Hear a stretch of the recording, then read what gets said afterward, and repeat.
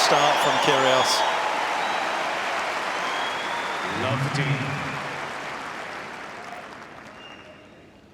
Two very, very different backhands out there on show tonight.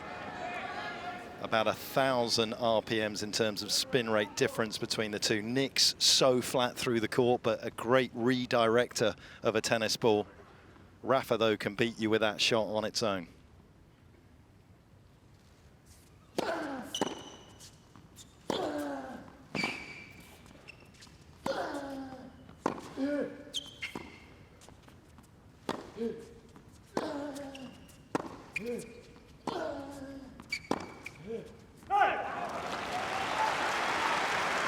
That'll be an interesting matchup to watch as the match continues. Rafa's forehand to Nick's backhand. One of the things that I think has made Nick successful against Rafa is the fact that he's very compact on that side, and he can actually step up into Rafa's forehand, which bothers so many people on the backhand side. But Nick has that capability of actually being able to deal with it. The other benefit for Kyrgios tonight is it's a lot cooler.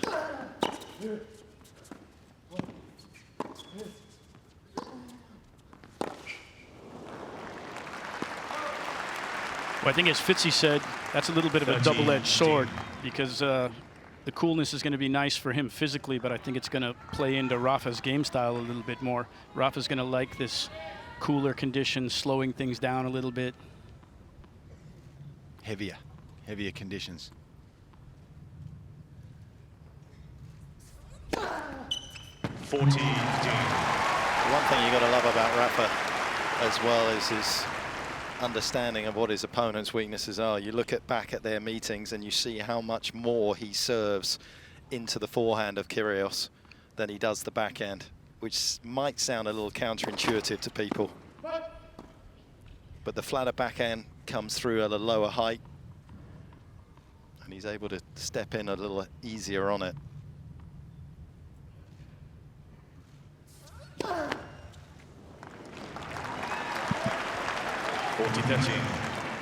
Spattering of applause on that double fault.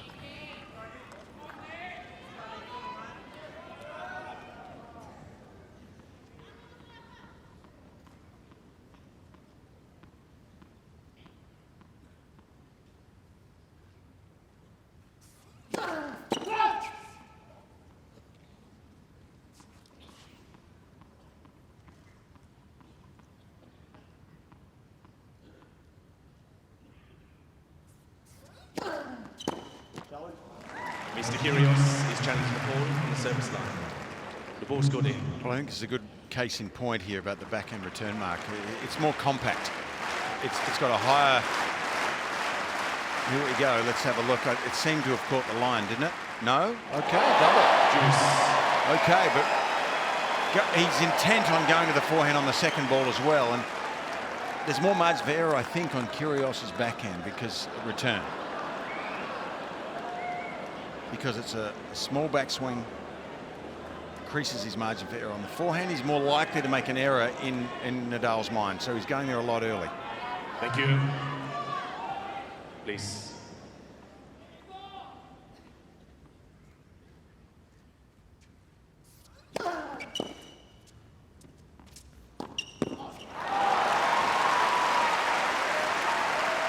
Advantage, Nadal.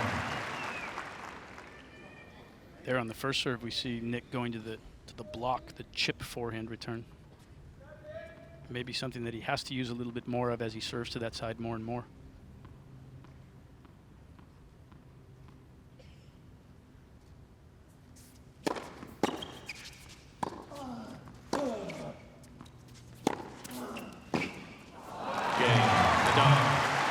Good test of Nadal's nerve early on and his serve, but he comes through. First game.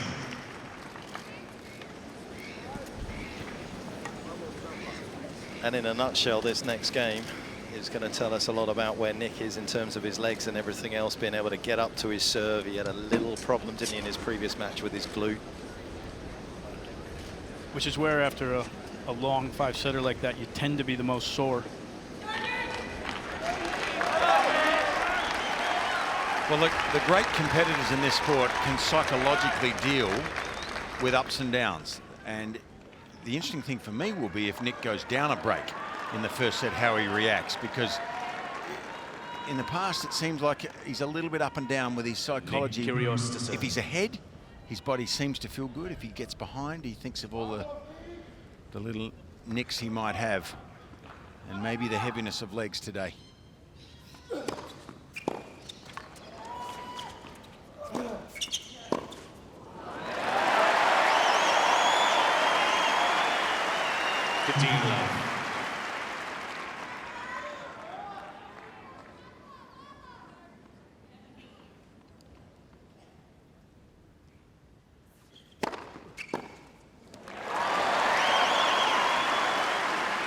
Dirty love. 208, strong at the body. Average for the tournament, 209 for Kyrgios.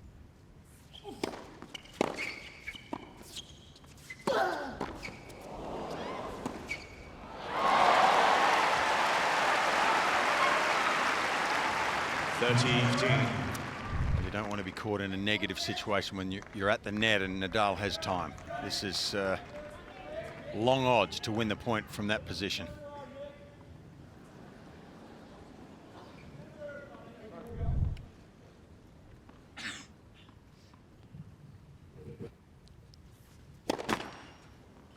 Faults.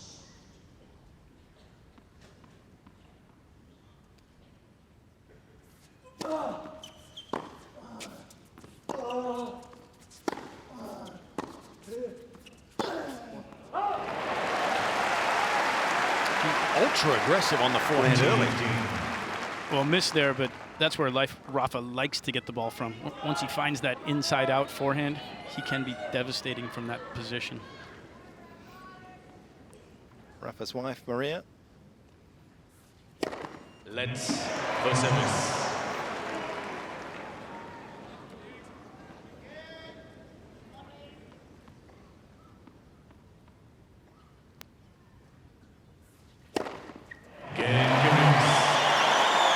Been interesting from both. When you look at their serving patterns, you see Nadal go into the backhand on the first point of the first game there, and yet traditionally he's been going into the forehand to try and, I think, keep Kyrgios honest. Nick, if you've watched him play against Rafa, goes T pretty much on both sides more often than not, and he went out wide a couple of times, probably trying to shift Nadal a bit out wide for that serve, his favourite one. I think a bit of a worry even to, well, it's an indication of how good Kyrgios' first serve is, because you've got a returner of Nadal's magnitude guessing on the first serve there. Interesting. 15 love. Nick looking backhand there.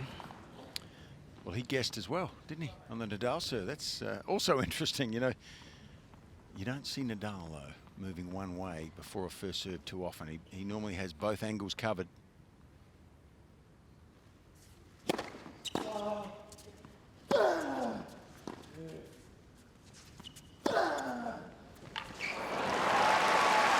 How pumped up is Rafa? When you see his body language, normally it's aggressive, but tonight it just seems even more so. Look at that leg strength and the preparation. He's looking like a cat early.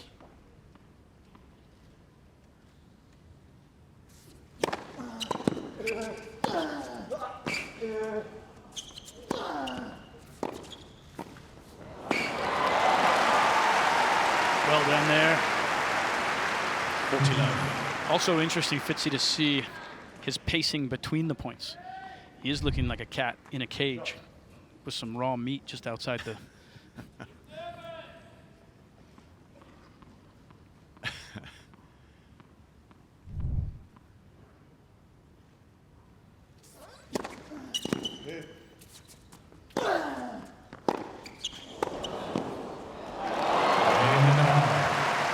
Fine forehand from Kyrgios. Nadal, though, just caressing one into the space that had been created.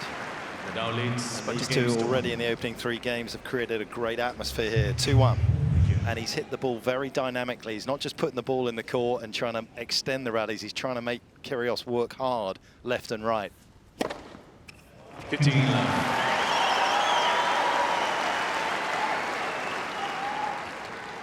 That shot alone can keep Rafa off balance, though, and that's what Nick's hoping for. If he serves well, if he's got a high percentage of first serves and he's serving with that kind of accuracy, it's going to make it tough for him.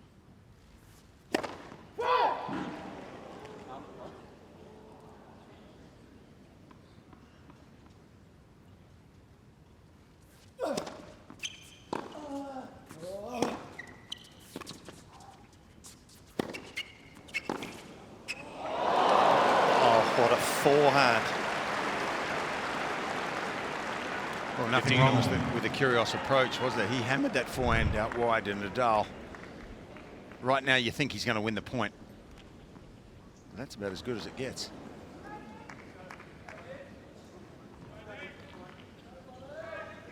Very clean in his last match against Carina Busta. Of course, his fellow Spaniard does not bring to the court the same kind of serve that Kyrgios does. 13-15.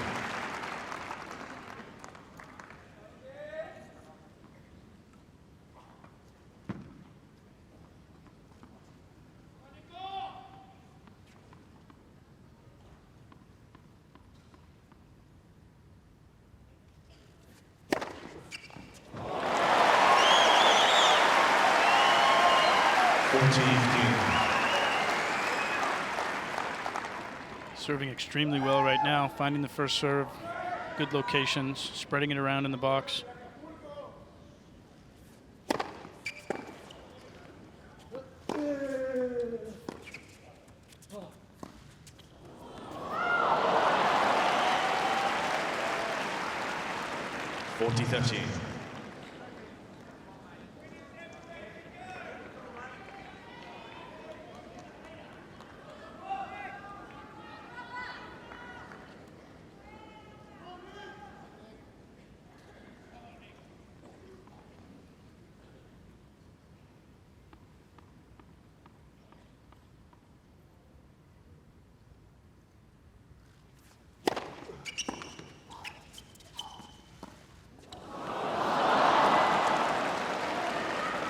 A little bit of tin cup right there.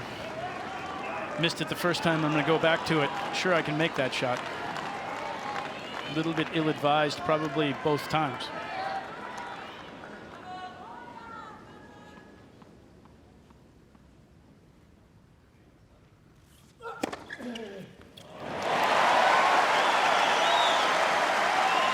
Advantage, Kyrgios.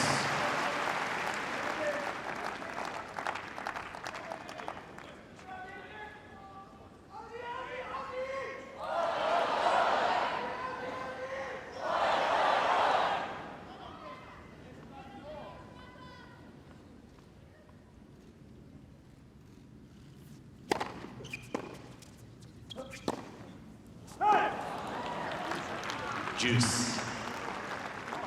Well, right now, it looks like, without reading any stats or knowing the numbers, it looks dangerous when Nadal gets the serve back, to me, for Kyrgios. Yes, he's serving well, getting a lot of free points. But gee, when the ball's back in play, Nadal's the favourite.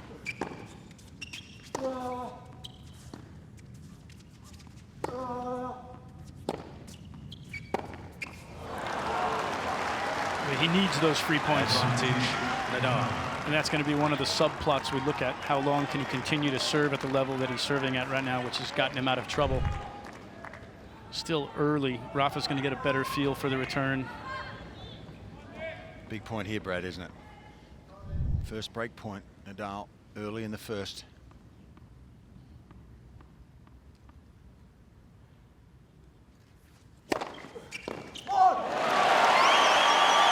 50% of his first serves in this tournament haven't come back. And that one was a crucial one for Kyrgios, you feel, that didn't come back over his side. Terrific serve.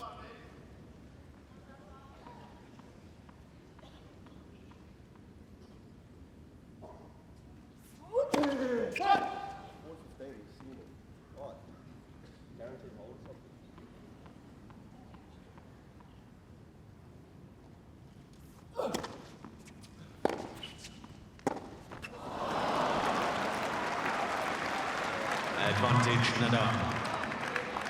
good second serve opened the court enormously there. Interesting that he went to a backhand from that position. Actually kind of ran around his forehand to take a backhand there. Rafa, another look at a break point.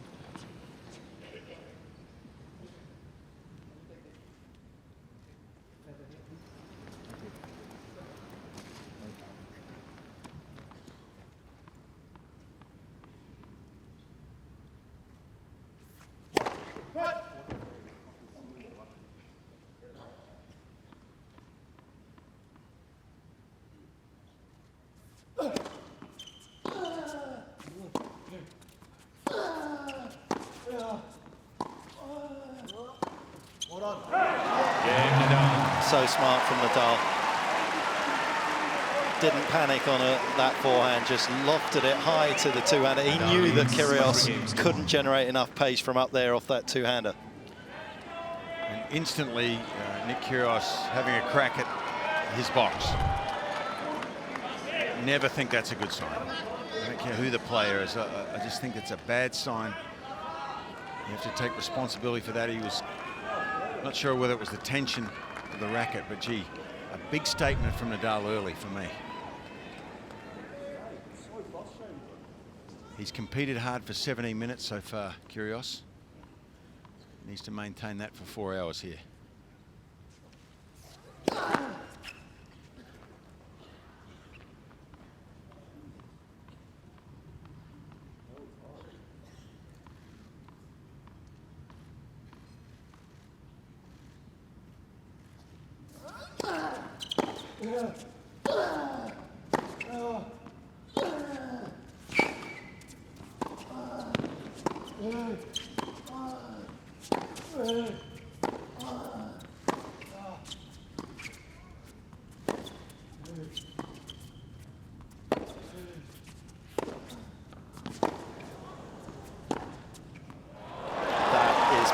Perfect. Beautifully constructed point from the Spaniard.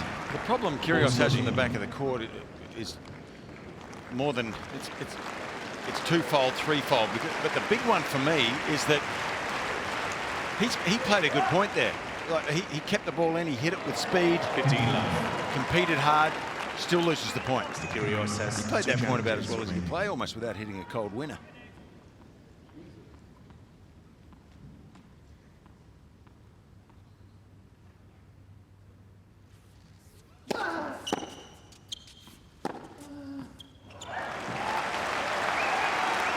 Yeah, and it's the winner off the backhand side says something as well.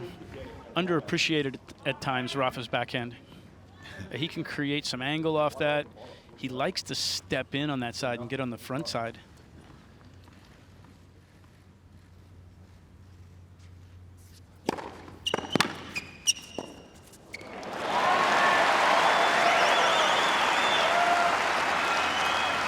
Great return there from Kyrgios. Took that early, cut the angle off. What do you reckon the percentage chances of him seeing a backhand return at 30 or low? Low. Very low. That's just Rafa sticking one in the bank there to keep him honest for later.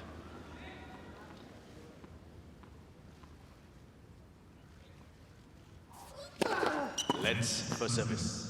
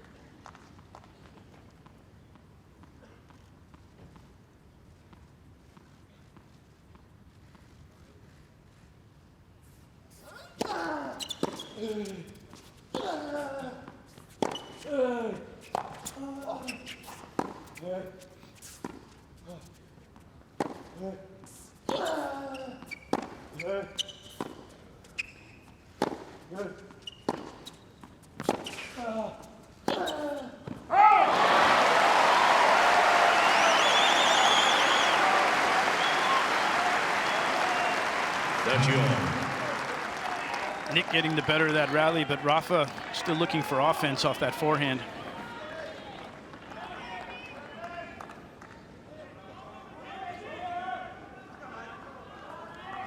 crowd definitely creates energy for Nick. It's 30-all in this game. It's still a massive advantage for Rafa.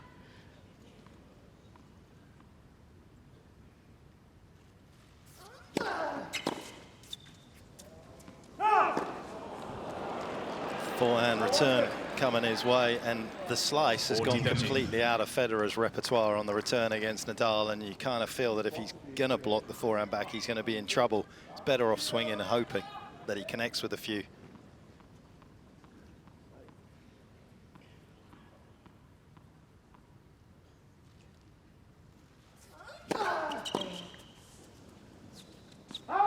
Game Nadal. Another test, another one overcome for Nadal, as he has so many in his career.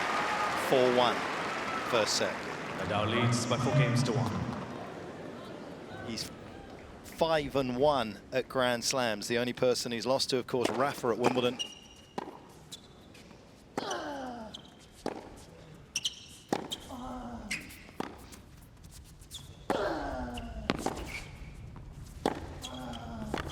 But he's looking a little bit behind the 8 ball early here. When you talk about his leftiness, I thought that last service game, he really used his leftiness to massive advantage there, sliding the serve on the deuce side into Nick. He was unable to clear a little bit of space there.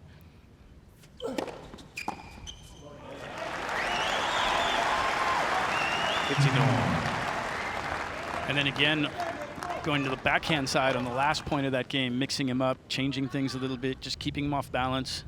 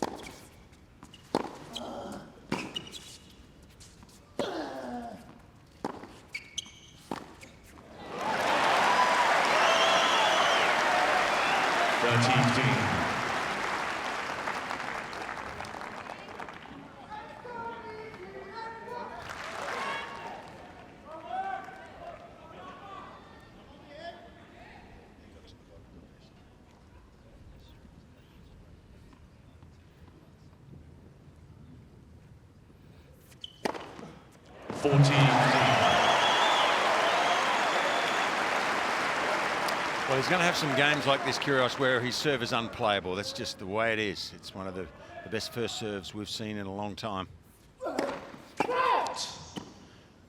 And Rafa has made a couple of unforced errors in this game.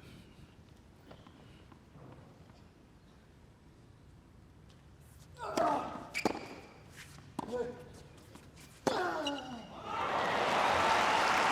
when he gets the ball back, Raf, 40-13.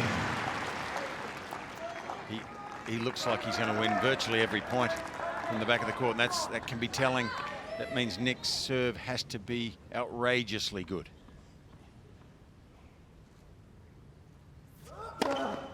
Game Kyrgios. Which, of course, it can be. One of the other subplots for me talking about Nick's serve is to see where he's going to be with his second serve. He went through a period of time where he was hitting second serves well over 200 Ks on a regular basis. So far tonight, we've seen him at a more normal pace for most guys, but he's a bit of a gunslinger. And when he gets to that second serve and it's on a big point, sometimes he'll just try and go for it. I think you'll see it more and more if he doesn't win too many points at the back of the court, Brad, won't you? He'll have to take the risk with the second serve more. Let's for service.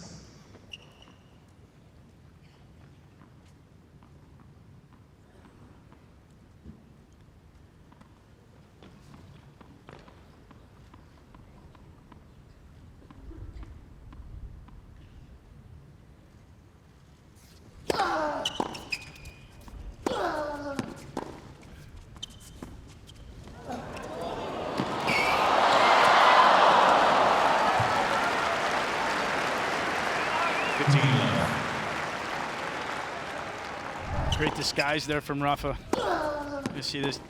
Nick got a little bit of a late start moving to that ball. Still got there. Definitely testing the legs.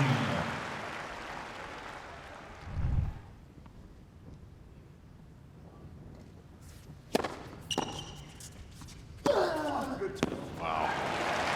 That's impressive, though, isn't it? He's ultra aggressive, and Brad, you picked it up early. You could see it, I think, by the backhand wing. When he goes hard at that backhand wing, you know everything else is going to be hard and fast too, for sure. Gee, he's hitting the ball with a lot of forward speed. Ultra aggressive.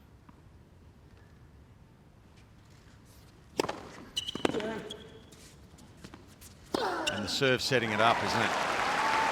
And we think of Rafa as 40 love. A clay courter, a baseliner, wants to play long points, but if you look at the stats, he dominates serve in 1, serve in 2 so much. So many of his points in matches are played just like that.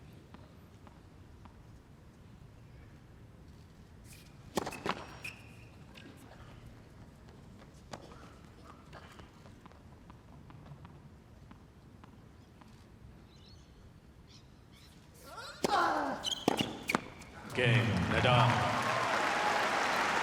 New balls, please. 5-2 lead, a hold to love, and he'll be loving it. By 5 games to 2.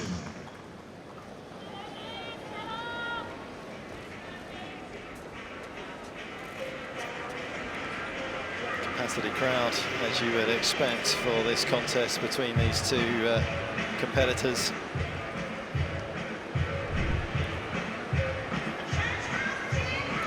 Best forehand you've ever seen, Brad?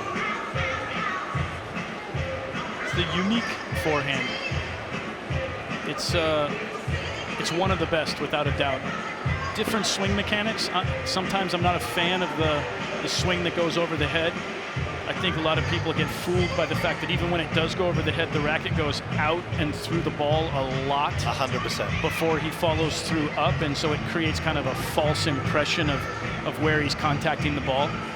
But the force and the rotation that he generates off the ball is astounding.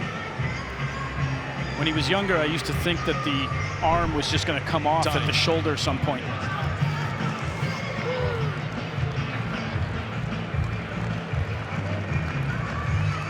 But there's always a banquet of consequences when Nick steps between the lines on a tennis court. This is his battleground of hope tonight, and at the moment it feels more hope than expectation with the way that Rafa has started. He looks ruthless, relentless, and Kyrgios is going to have to find a bit of magic, you feel, to keep the Spaniard at bay. Serving a stay in this opening set.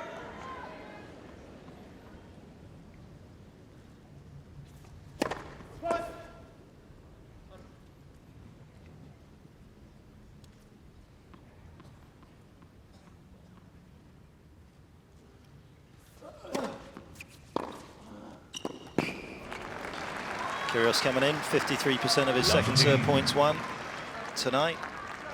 So far, 29. Might need to dwell and think about that for a second. That's significant, isn't it?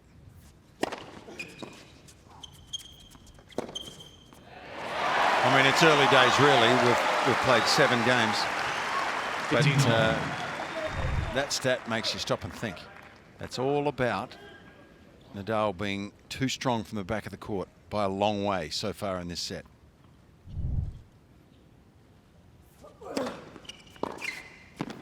That just doesn't work that often against that. That needs to be a sparing tactic. Or you've got to hit it almost slower to get yourself tighter to net, because he can see you coming. Yeah, that distance, you think that you've got an advantage to come forward off of that, but that distance creates an opportunity for him to see that you're coming forward, and it's really easy from that position for him to dip the ball in front of you.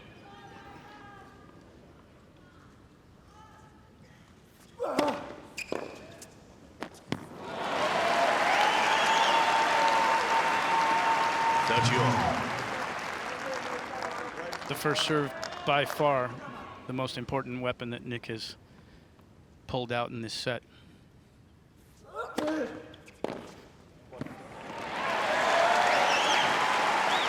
But in this set, Red, he has to win by the serve.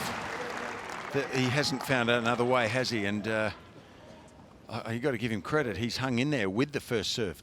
It's kept him here. within striking distance. Not, he's still down a break, but at least he's got a chance.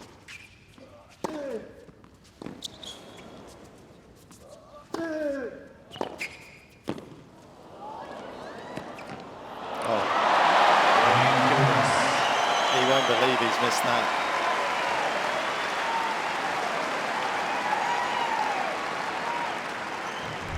Nadal leads by 5 games to 3.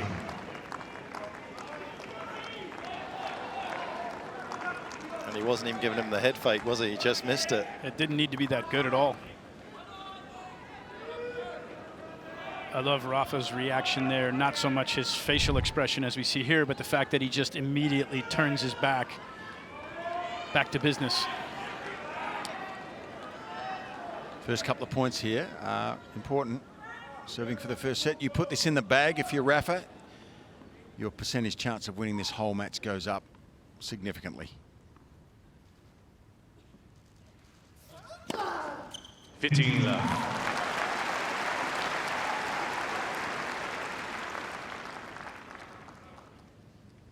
Showing his capabilities flatter that time than most of the other serves that had gone to the forehand.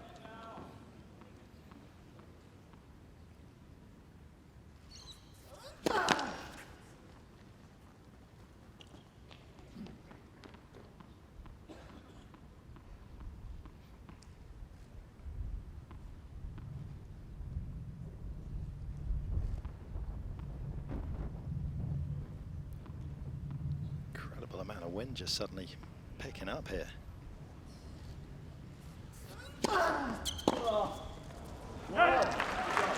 Bearing the serve well, isn't he? Into the body there is hurting Kyrgios. Both in the foot, right hip and also the left hip on the backhand side of Kyrgios as well. Jamming him. It's just not giving him any width, so you can't pull him off the court, off the return, use that two-hander, and he's just narrowing his own baseline that he has to stand in. And again, 30 love, pop one down the middle there, just to keep him honest. Which he's not going to use when it really matters. Which he didn't when that game got back to 30 all.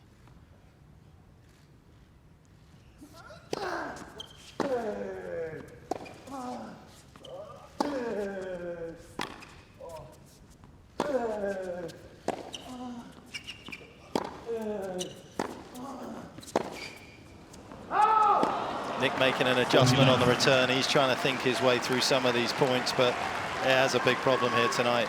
Rafa has a safe zone into that backhand. He gives him no pace rather than pace, and Nick just can't hurt him. And if he takes it back cross court, he's in all sorts of trouble. Efficient opening set here from the world number 1. 3 set points.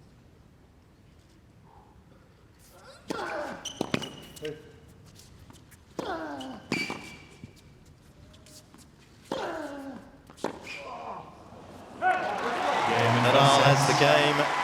Kyrgios getting further and further away behind his baseline, and he drops behind by the set.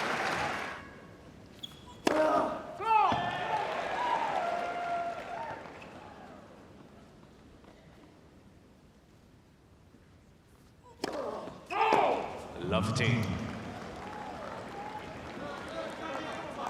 Taking the extra risk on the second serve. We've talked about it. The harder he finds it to win from the back of the court, the more that should logically happen. 15 all. Thanks, Dad.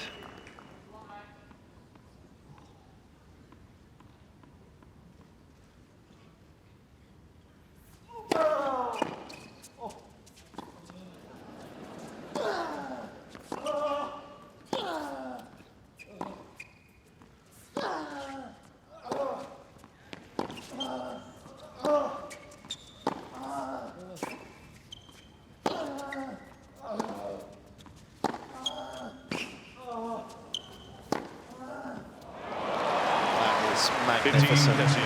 You can only have utter admiration for Nadal when he steps onto a tennis court. Nick able to control this point early on, was playing offense in the first 3 or 4 shots, but Rafa, as he often does, changing the complexion of that point.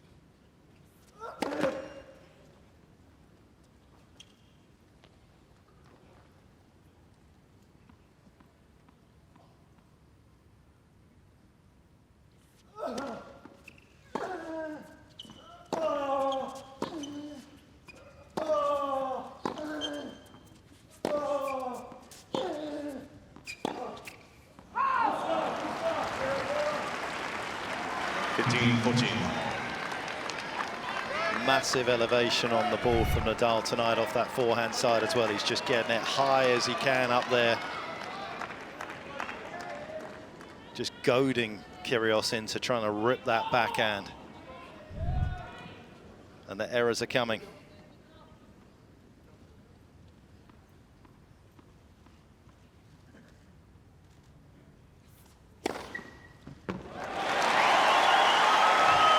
Well, don't underestimate how big that point was, and this one is. He will not want to be down a break early in the second against the way Rafa is rampaging.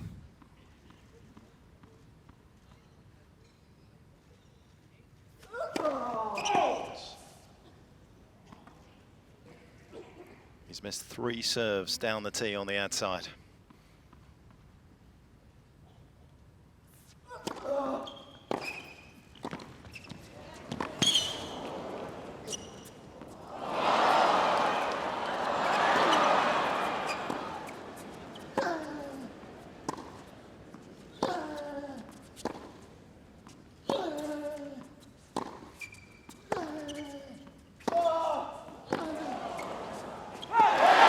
Unbelievable exchange.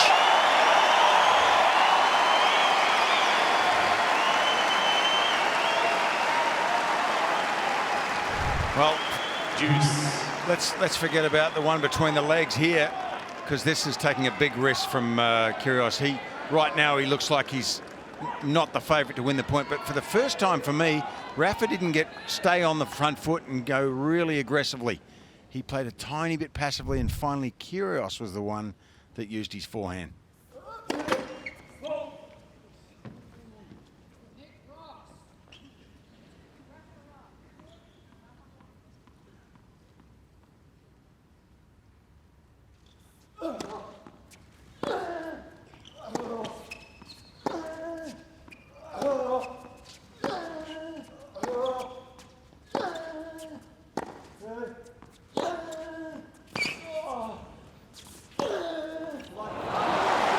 Well, it's brilliant from Rafa. I'm not entirely sure what Kyrgios is thinking he's going to achieve with just floating the ball up high, Brad.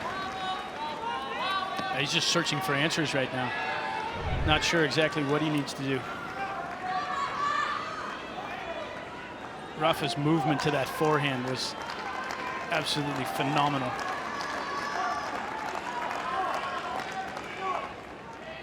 Is he telling them to stand up in the box? What is it? Because they were jumping up.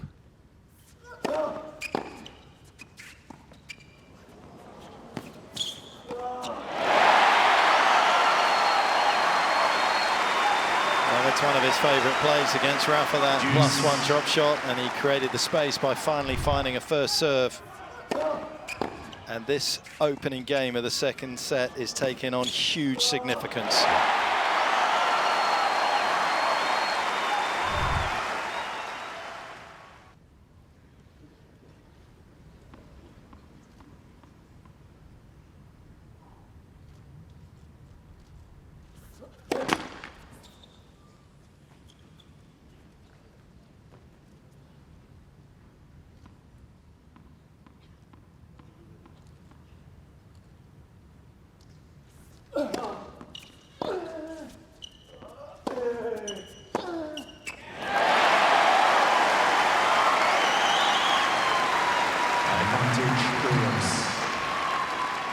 Nick will be happy with that freebie there.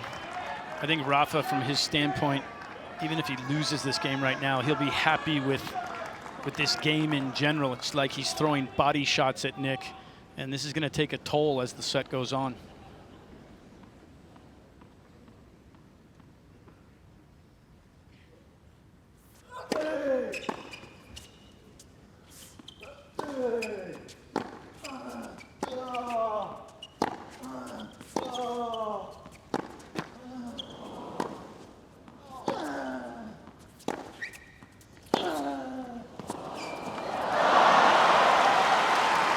His appetite for the fight is just all-consuming. Voracious, isn't it? It is.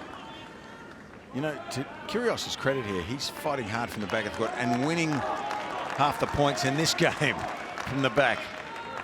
How long can he do that for? He has to serve at that 75-odd%, you'd think.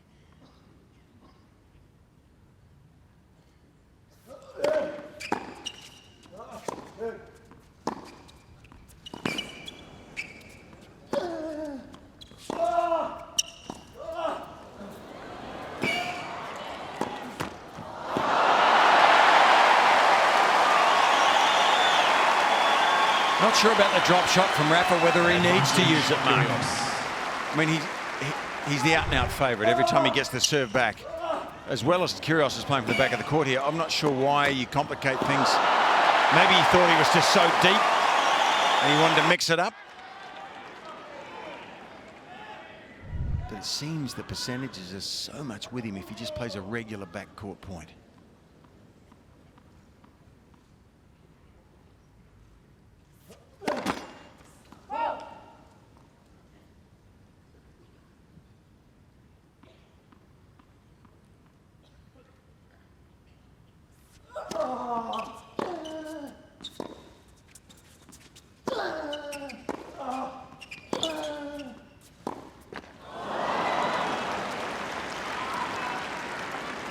The thing that's impressive to me here is we see this so often from the top players. Rafa just unwilling to give in this game.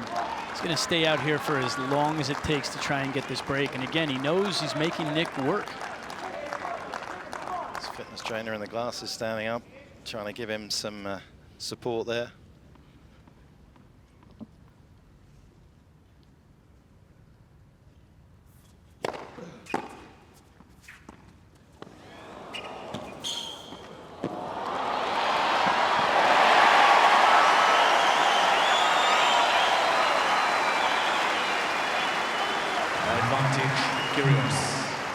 That was an extremely well executed drop shot that time. Rafa's still getting there, but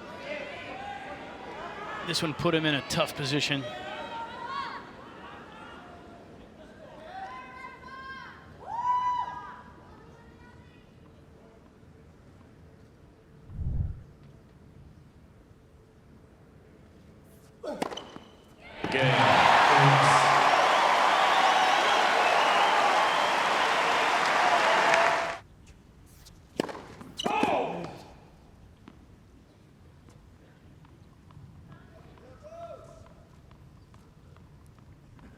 Kyrgios going to try and come in here.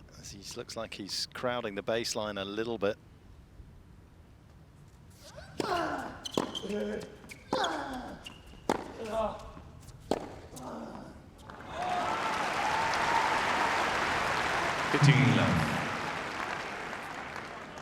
Geez, hitting that backhand well tonight, isn't he? I mean, the winners and the heaviness.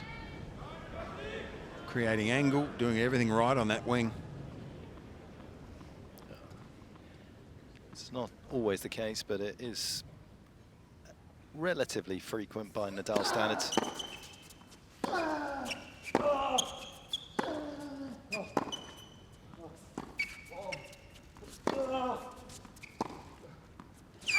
Correction.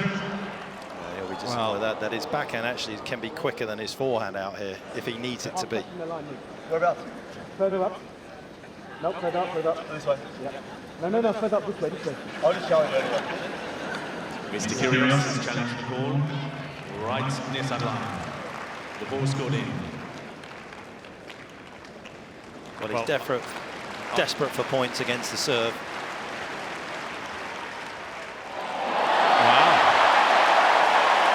Well, I don't think, I'm not sure about you guys, I expected that to be in because it just looked like it, and Nick wasn't sure. Didn't even know where the ball had landed, so a bit of a break for him. Rafa hit it, so I expected it to be in. 30-15. You just have to love the response. Just comes back, drops an ace. I think psychologically, Rafa would have been pretty disappointed there to get that call if it was touching the line. So they would have had to replay the point. So he just blocks it out, gets on with the business.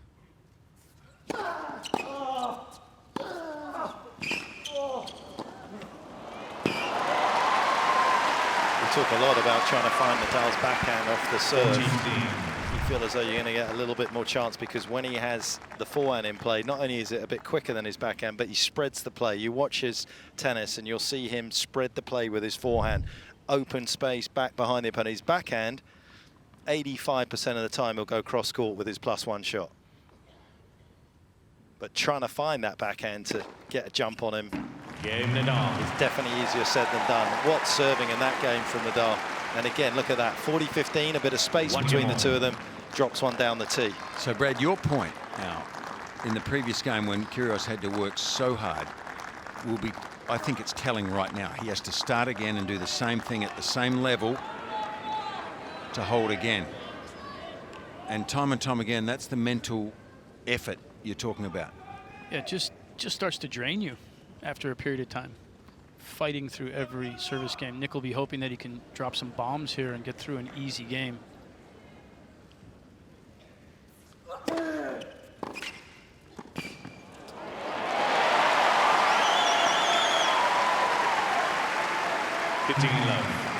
It's a good change up off the first serve.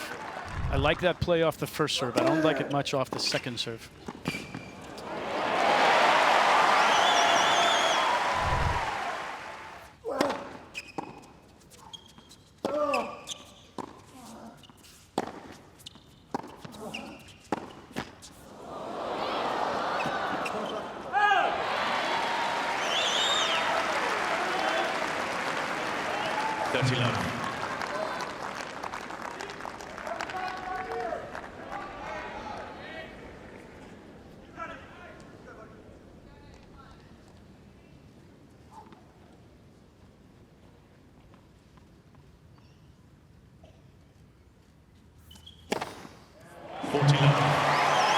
This is just what the doctor ordered for Nick.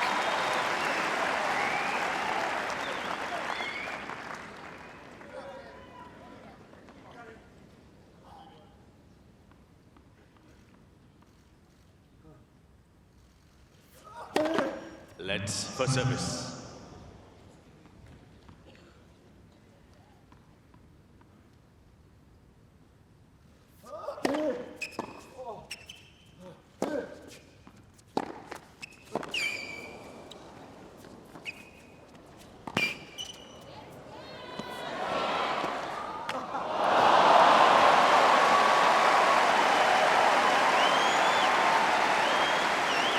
Calm as you like from Nadal. Not often I see a fellow commentator start applauding in the box, Mark. You were way better than me. I appreciate that shot. It was a great shot. The thing I think about from a point like that is that despite the 40-love lead, Rafa will continue to make him work. He's going to try and get this back to deuce. He's not going to give in here.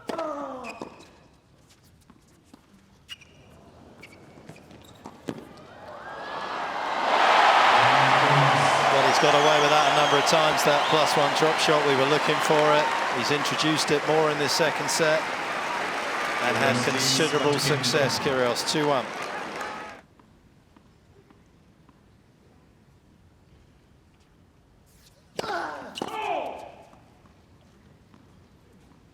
The Barty bunker. What are we going to? We're going to have to find something for it.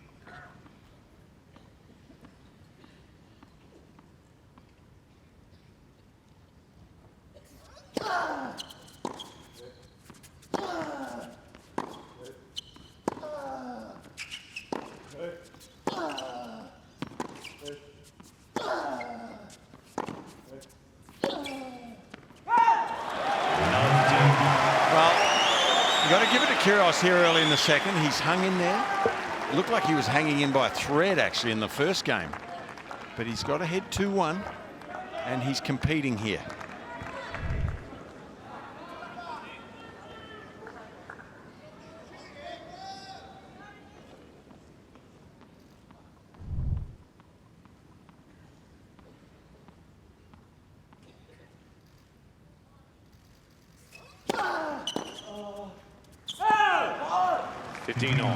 Rafa really pushing the time clock there. Tossed the ball up with 1 second left on the time clock.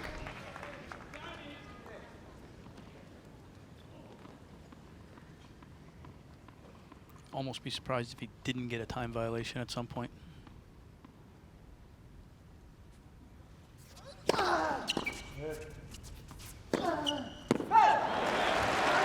Okay, the first inch of daylight for Nick Kyrgios now. 15-13. We haven't seen Rafa miss an easy one like that.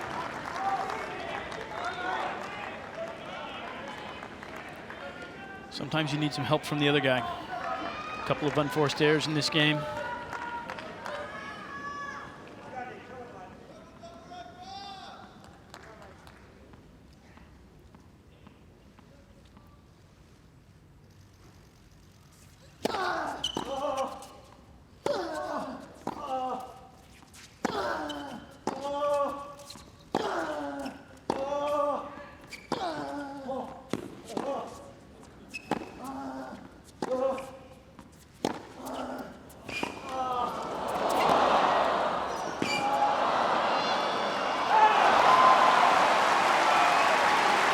But you've got to admit, Nick Kyrgios played a pretty amazing point there. He kept the ball in. He hasn't made any errors here this game. Did everything he could to put pressure on Nadal, but it was just the heavy hitting, and there's the backhand that opens up the court. And that's not an easy forehand for most mortals. Down the line over the high part of the net. Under a bit of pressure, 15-30. Gee, what a point.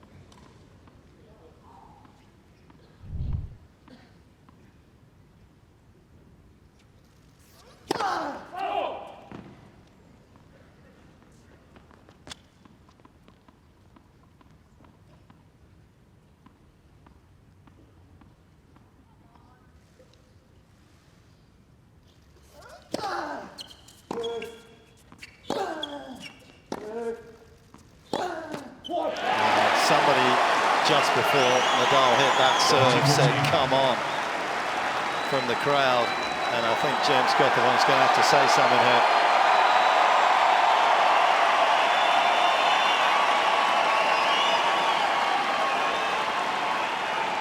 And Nick wisely using the crowd to his advantage.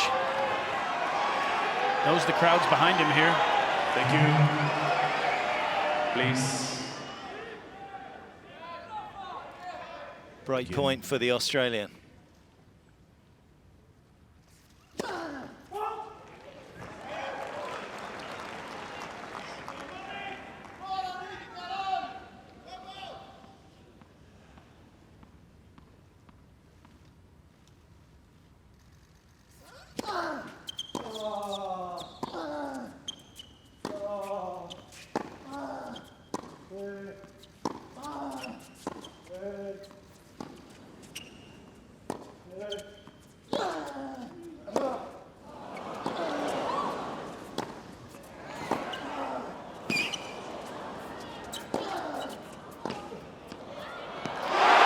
He's made it.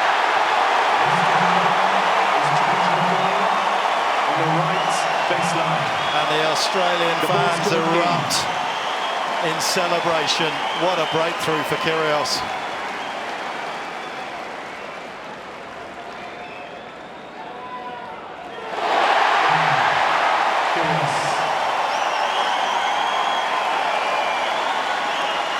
Well, I'll tell you, 4 games ago, I didn't really see that happening.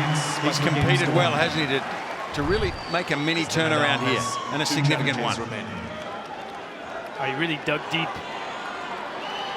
This game's Rafa gave him a couple of free points during this game, which opened the door. But the points that they did contest, Nick just refused to make an error.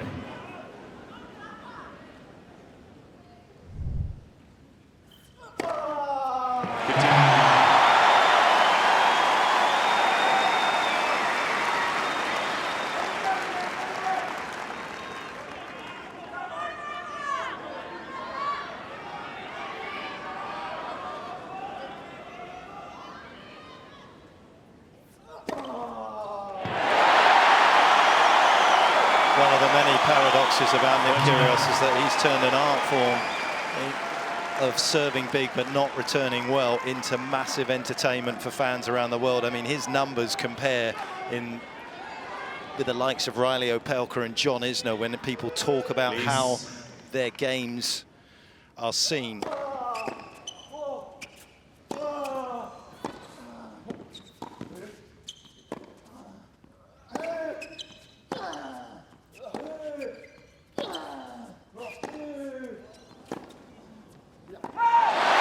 He wins just 13% of his return games, and he's right down there with the likes of Isner and Opelka. But where he is different is when he has a break point, he's exactly the same in terms of converting as Nadal. Isner and Opelka are way down the chart. They're at like 28%. Kyrgios turns it on.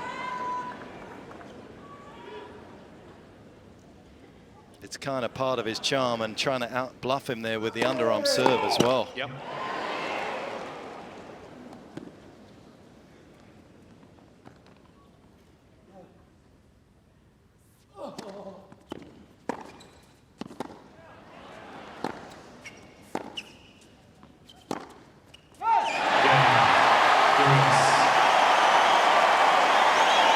What a turnaround.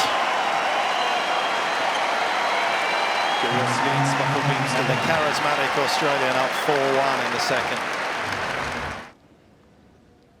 Just got to cut down on those. I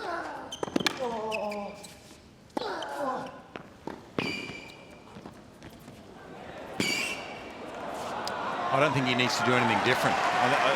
He's been playing so well, hasn't he, Brad? I mean, it's just that he missed a couple at the crucial times. The 15-all one hurt. And Kyrgios came up with a couple of amazing shots too, but he looks so good tonight to me. Nadal, yes, he finds himself down 4-1 in the second set, but 30 love. Kyrgios has had to play an amazing standard to get to this level, to get to this scoreline. So if you're in Nadal's camp, you just say, hey, buddy, just keep doing what you do best.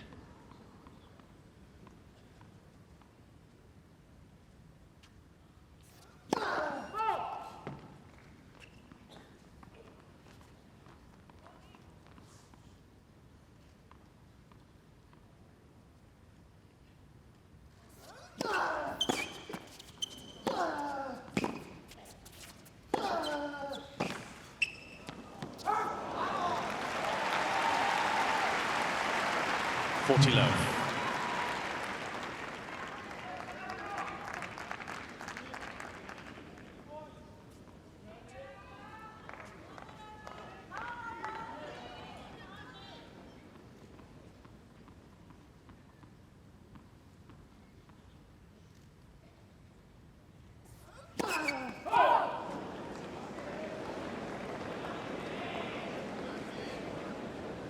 Kyrgios show suddenly in full flow. Mm-hmm.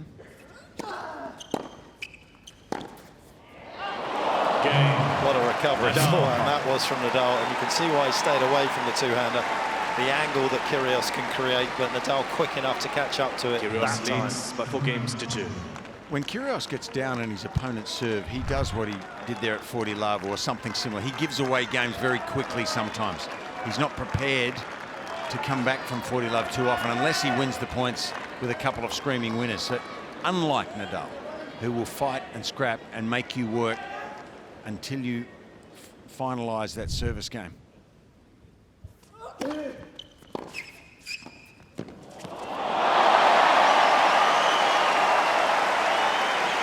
Impressive feel right there. That's the one we talked about earlier, Rafa getting that down at his feet, but Nick up to the task on the half volley.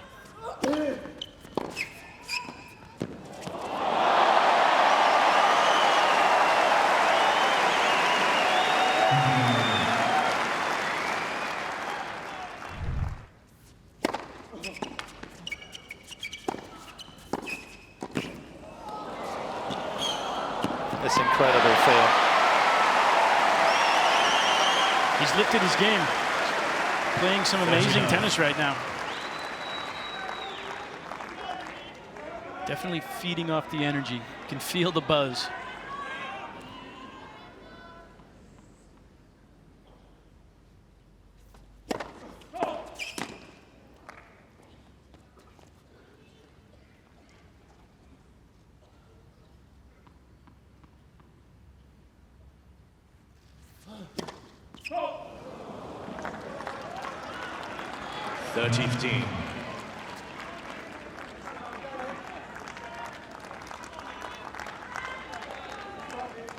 Little bit of a momentum shifter, that double. Nick will change that if he can drop a bomb again right here.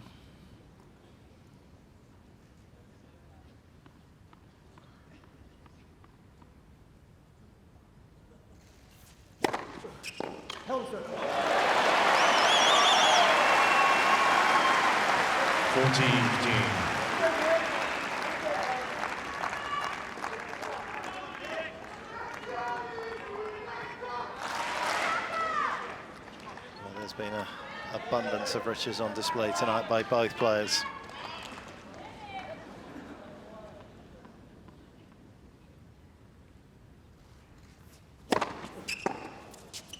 Kyrgios' serve at his immaculate best right now. Game away from leveling up this match. Kyrgios leads by 5 games to 2.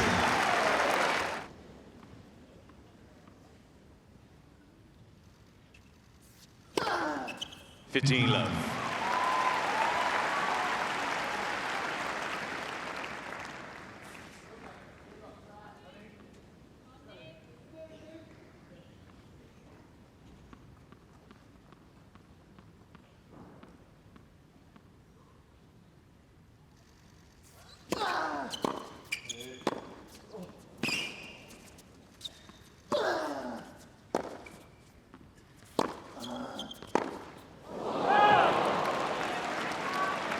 So don't be surprised to see him drop these next 2 points quickly.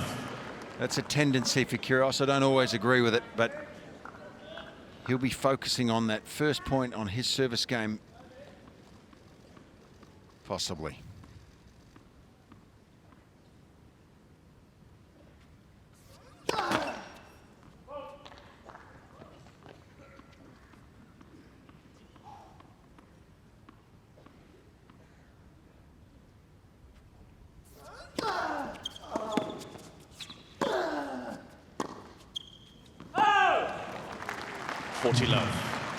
Yeah, I think you're absolutely right, Fitz. He has a tendency, which from a spectating point of view or from a coaching point of view is frustrating at times, to just let these kind of games go with the attitude that I'm going to hold serve. It's not in our DNA, is it? Something Rafa definitely can't comprehend.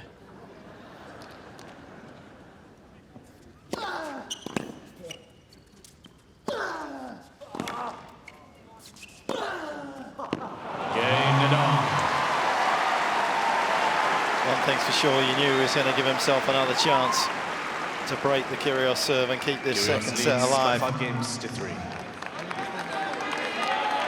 Yeah, and I'm sure even if he loses this game, he wants to serve first in the third as well. He would see that as an advantage, but he's going to throw everything he possibly has at this opportunity to break. That's a small factor. I agree with you, Fitz, but so important for players to force their opponent to serve for the sets. Yeah. Toughest game to serve out, always. Players feel the most pressure trying to close sets or matches out. First point or two here are really big in the context of this whole match.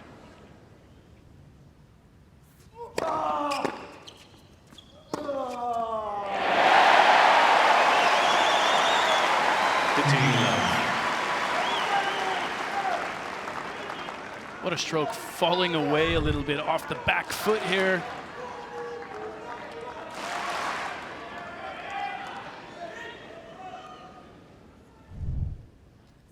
You're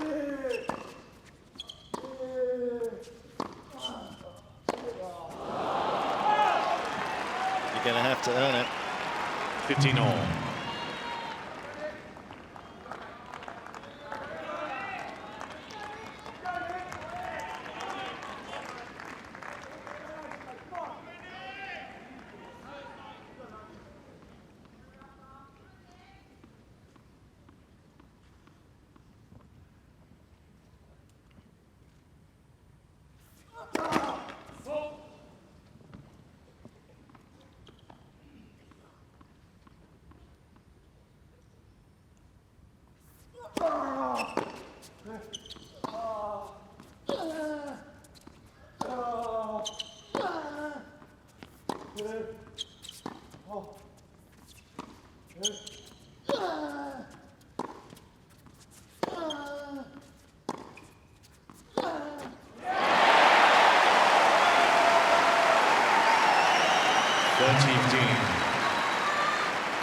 been impressed with his consistency from the back of the court, actually. Rafa's missing a few now, isn't he? In a longer rally. Yeah, that's definitely changed to some degree, and especially given the scoreline there. Bit of a surprising error from Rafa. He's been going to that slice down the line a lot. They're choosing to come over.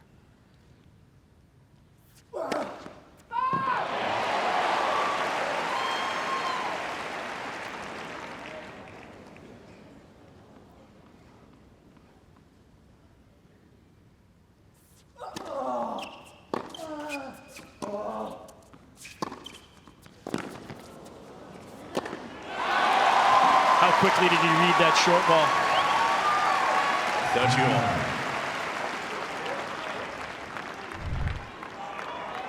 Yeah, he is like a big cat here. Just as soon as he gets a short ball, straight in he goes.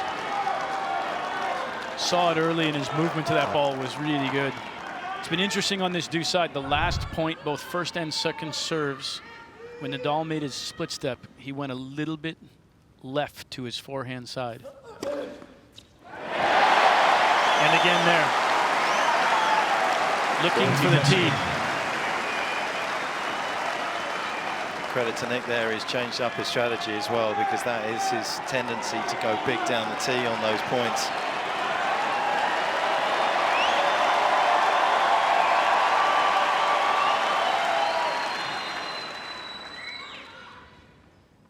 Set point.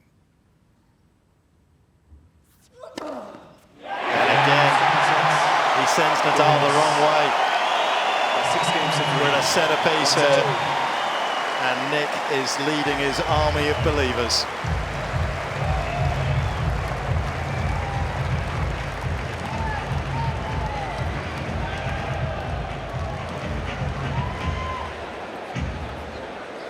Back to equal. And a very smart end to that service game there, and again it just lets you into Nick's world. There is a lot of intelligence, and there is a lot of thought that goes into his tennis. Tries to bluff it at times, but yeah, those are some great numbers. 15 winners versus 7 unforced errors, but one of the biggest things that stands out to me is 7 of 7 net points won, and the serving still over 70%.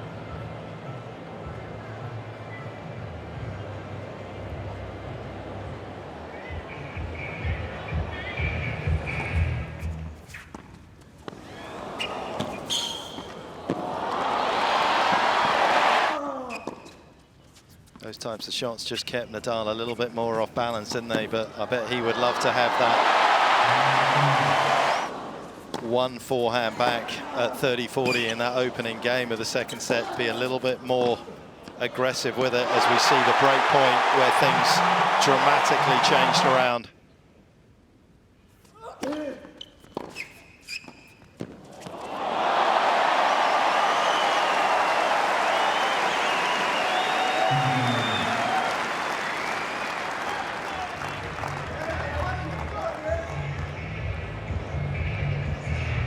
Time.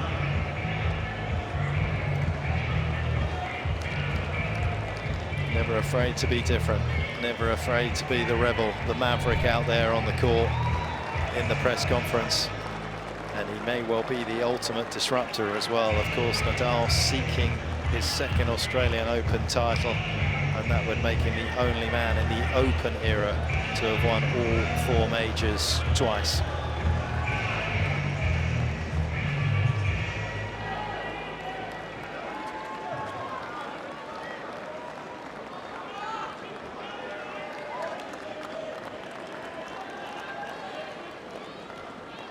Third The tennis set. world, this is exactly what everybody wanted. Nadal to serve. A hugely competitive match, and we've got one.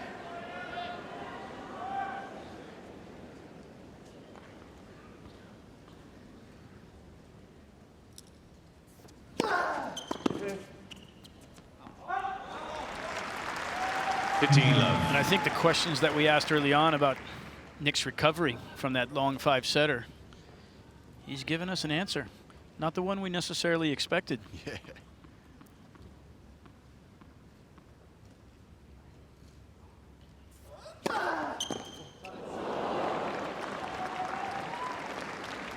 30 love. Rafa going hard body with the lefty slice.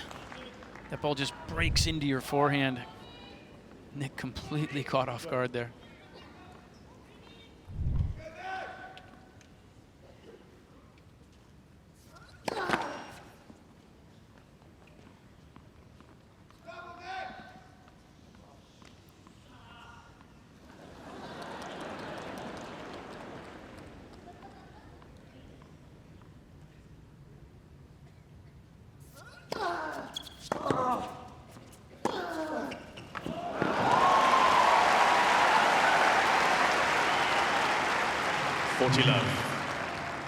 Well, he's Ladies and remained gentlemen, aggressive. As a courtesy to both players, please keep the adverse comments to yourself. Thank you. A good call from James Gyotov on net. Look, he's remained aggressive the whole match, has Rafa. He just made a few errors at the wrong time in the second set, and that coupled with the competitiveness of Kyrgios was the difference.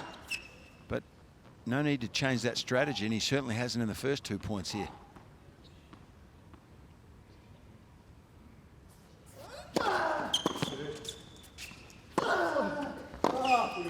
Cain, Nadal. Yeah, we know how good a front runner Nadal is in terms of First game, grabbing the third opening set. set in the course of his career.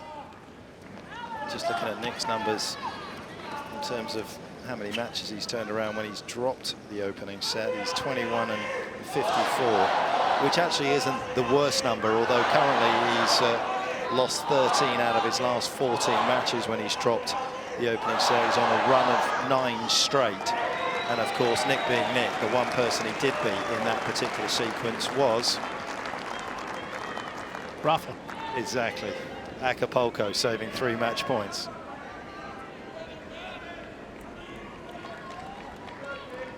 He brings a different mentality, a different energy to these kind of matches when he gets to play these guys. He likes it. It's interesting if you look at the draw in Acapulco. He played a lot of good players there that were ranked ahead of him.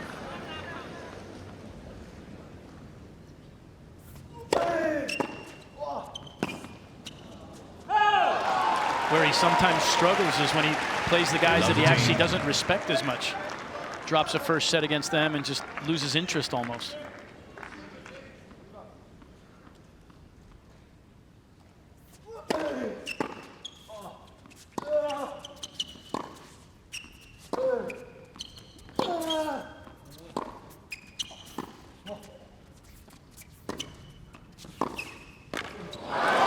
Not enough on the approach.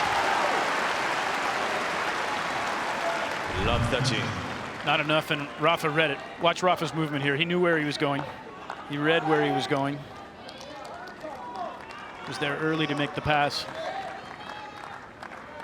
Carlos Moya doesn't often do that too often, a set all with Rafa playing out there, having won the opening set. He's just a little uncomfortable.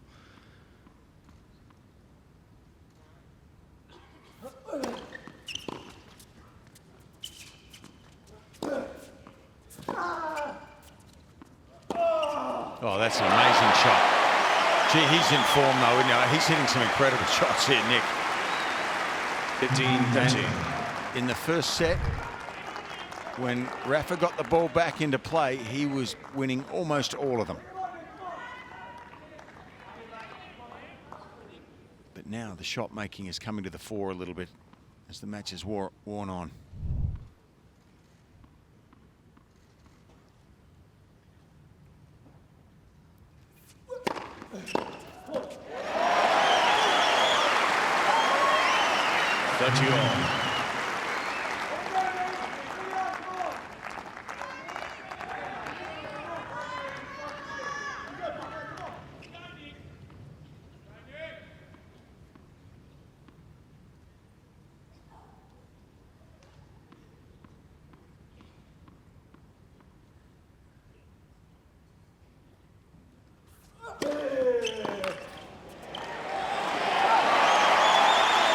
Five on first serves in this game. 40-13. Continuing to maintain his consistency. That's a testament to what we were talking about before in his service motion, his action.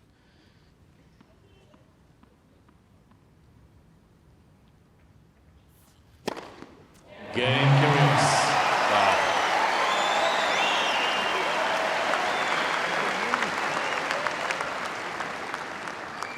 One game all.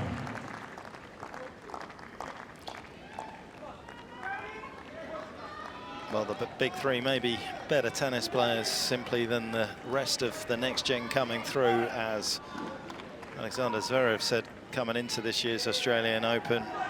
But if you can't touch the ball effectively, you can't make great things happen, and Kyrgios has done a good job there of taking the racket out of Nadal's hand.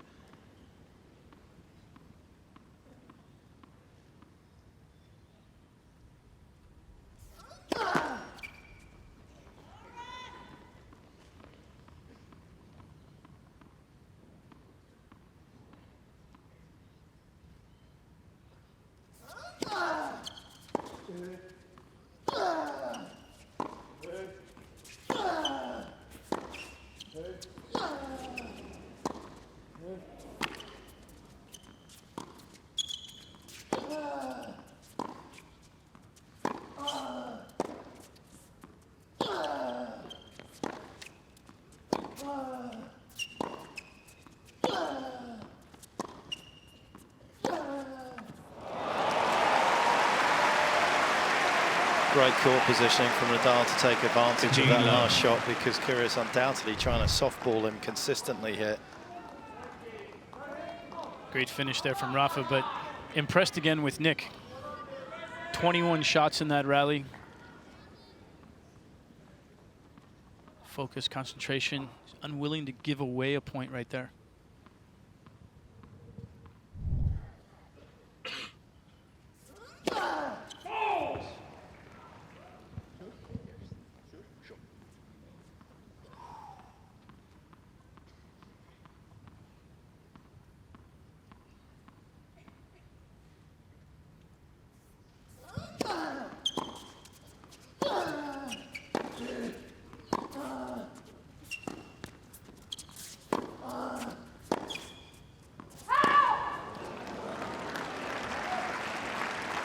Dirty love.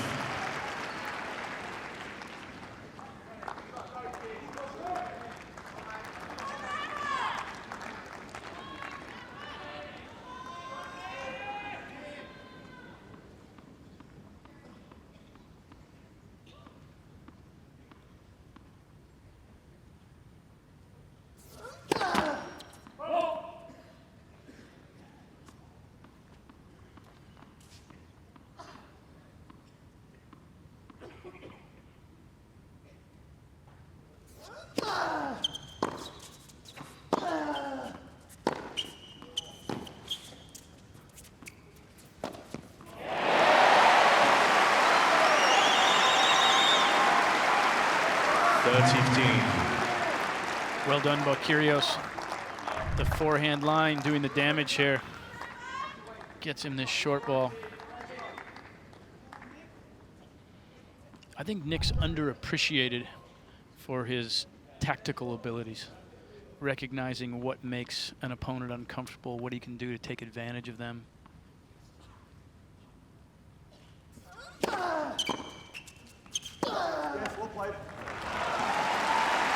Yeah, he comes up with the unexpected, doesn't he? And 14-15. Changes the complex of the competitive nature of the game. I think there's these little things he throws in that it can have an effect on the opposition. Game. Good game there, though. Rafa's still focused. Nadal leads by 2-1.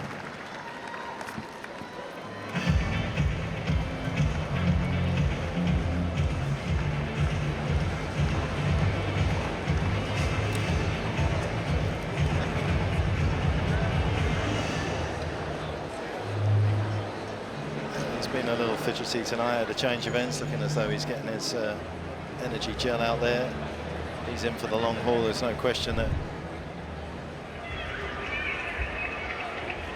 he's going to be looking to do that as much as possible. The lag on the forehand, the break in the wrist where he gets the racket head acceleration from, and that was the one where he just span round.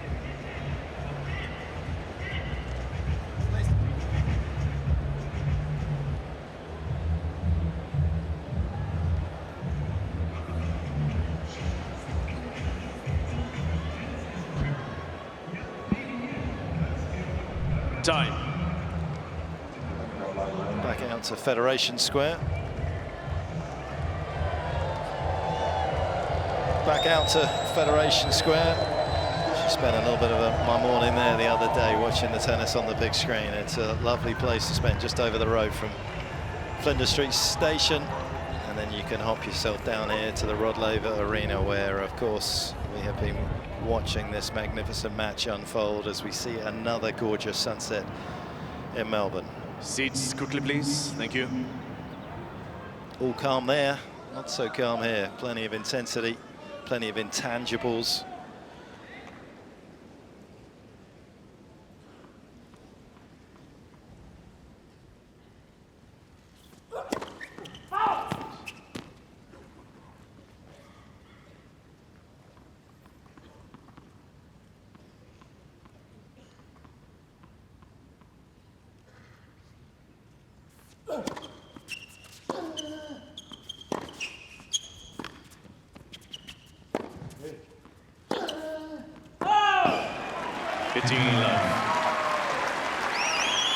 Well, Rafa won't be happy with that miss, will he? Great opportunity there to get to love 15. Yeah, not at all. He did a great job of directing traffic with his shots and creating the opening that he wanted, and then wasn't able to execute. That'll be a bad error in his mind.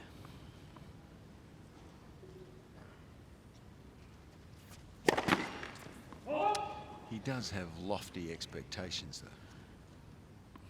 Well deserved.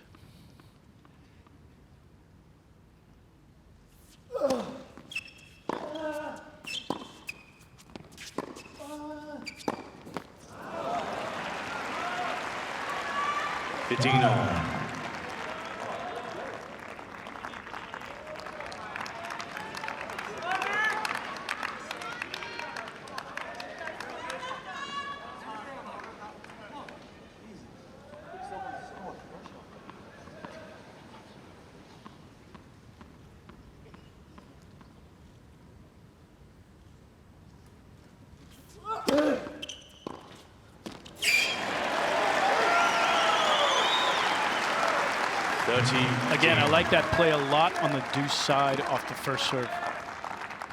At that sort of pace as well, where it gives him a little more chance to get in. Yeah, he was going to be right on top of the net for that volley. Sometimes the quicker you serve it out there, the less time you get to get in, and Nadal can use that pace back.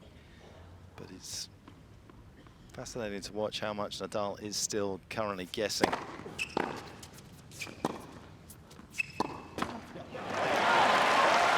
And missing. Yep. 40-15. Yeah, he's forced his way into the contest here, hasn't he? This is impressive competitive tennis from Kyrgios. You don't always see it from him. But this is, for me, a significant last 45 minutes. He's in this match now. He's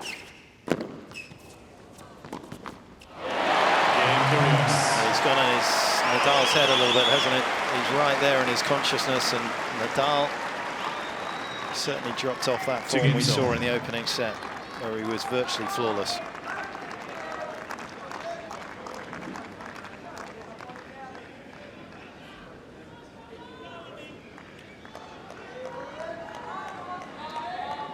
Nick with the constant chatter to himself. From a psychological standpoint, the only time you're worried about that is if he starts answering himself.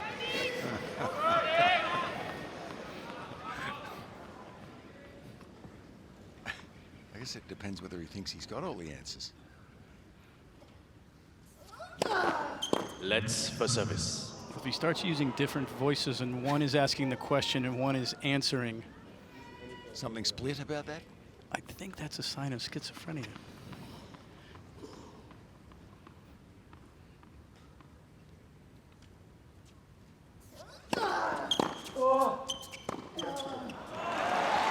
Great play there from Rafa. I think all tennis players are slightly schizophrenic. Yeah, well, don't look at me, Brad. What do you... There's always a couple of personalities out there you're dealing with. You remember when Goran said, the good Goran came today, not the bad Goran.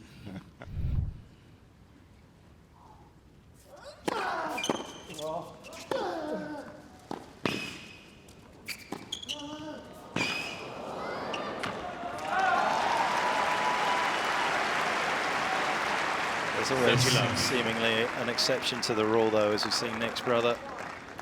Rafa, he doesn't seem to have that kind of split personality. It's just one way. And there has certainly been success in that simplicity. 40 love.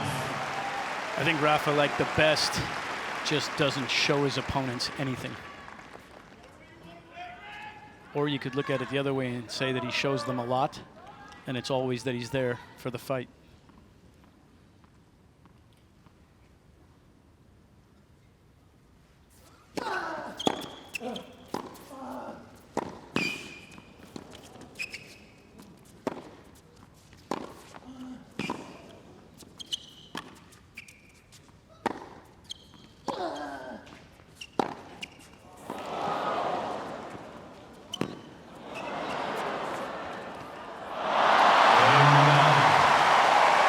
Wizard against the magician, and take your pick who came out on top.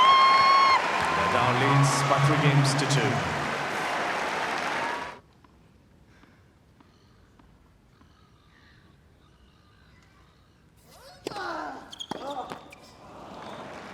It's amazing what you can find on Google. 15 love.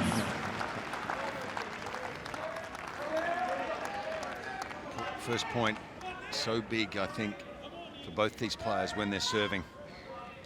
And you get behind and your heart rate really goes up. Set all, 3-all. Anybody's match right now.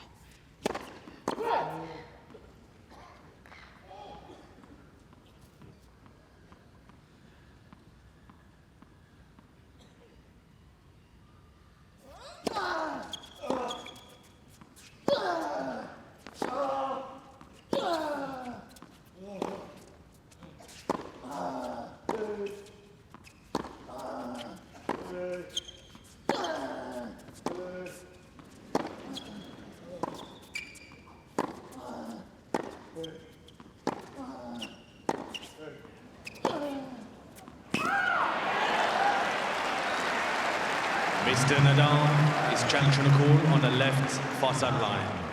The ball's got out. Tough to see from where we were. Nick was actually covering the bounce. It felt wide.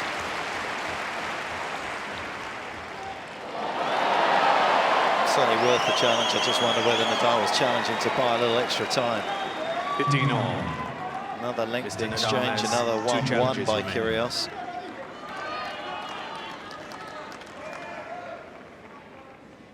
He won the majority of long rallies in the second set. 7-4 against Nadal. Somewhat surprising.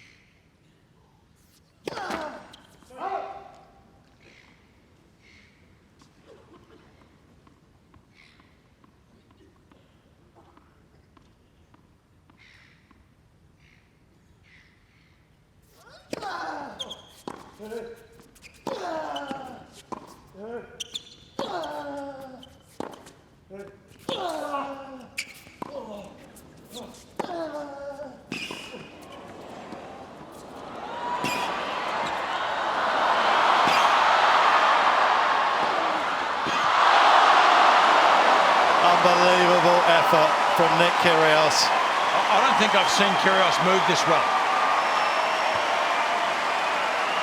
His anticipation and movement here to stay with Nadal and the heaviness of shot is quite extraordinary. 30-15. I mean, imagine if he'd made that. That's what I was thinking. The crowd went crazy just based on the quality of the point, but had Nick been able to pull off that volley, the energy in here would have gone through the roof.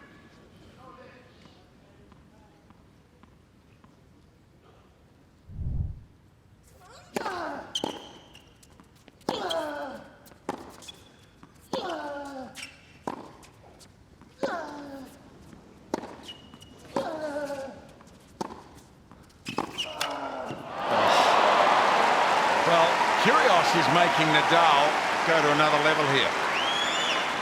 40-15. Absolutely.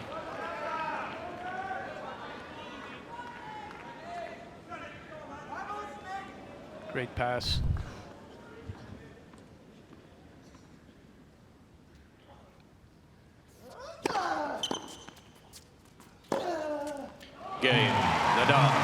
Yeah, this is a beautiful contest between these two. The cut and thrust of tennis at its very best. 4-3 Nadal, third set. New balls. And as close as it feels, and as exciting as it is, I still feel as though Rafa is a heavy favourite to come out on top of this. Just the way things are unfolding here, hour 50 minutes, this set's going to be probably push it past the 2-hour mark. He looks fresh at the moment. You just keep wondering, can he keep going? You watch Nadal play these points and you think to yourself, is there logic in his mind that if I keep playing the way that I am, that's what's going to end up winning me the match? I'm not sure. Yep. Yeah, it's an unknown, isn't it, really, Mark? I mean, he continues to be an enigma, Nick Kyrgios. I mean, I thought after his 4-hour, 20-minute match two nights ago, he would be sluggish here, but he's moving as well tonight, I think, as I've ever seen him.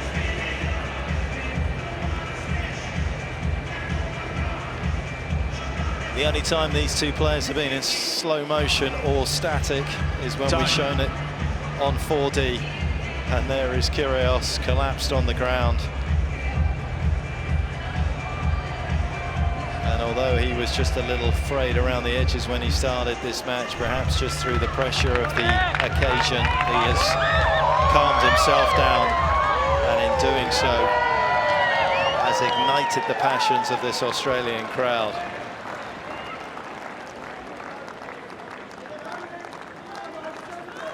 This is why you buy a ticket for Grand Slam tennis.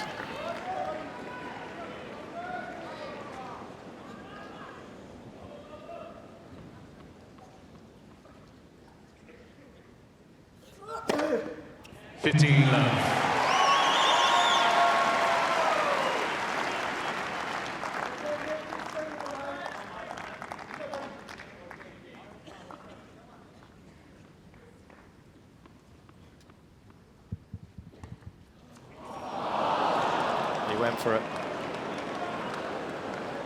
We weren't going to go through the whole evening without seeing it once. I'm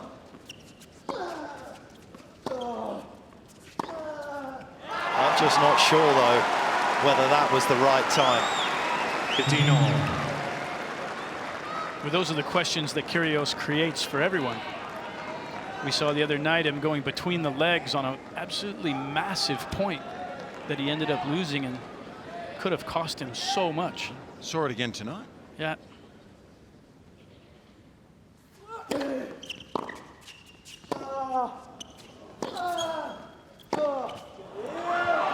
And it could cost him. It could absolutely cost him. He's thrown just a little gasoline on the Nadal fire by doing it as well. Yeah. He didn't need to change anything, did he? He had Nadal's respect. He may well get Nadal's vengeance.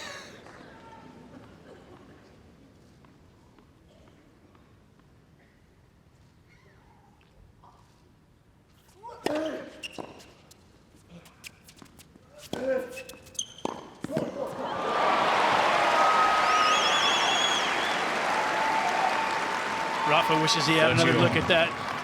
He read it. He knew where Nick was going. Obviously not an easy shot from there, but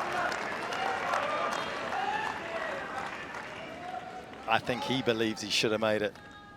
there was a lot of court to hit into there.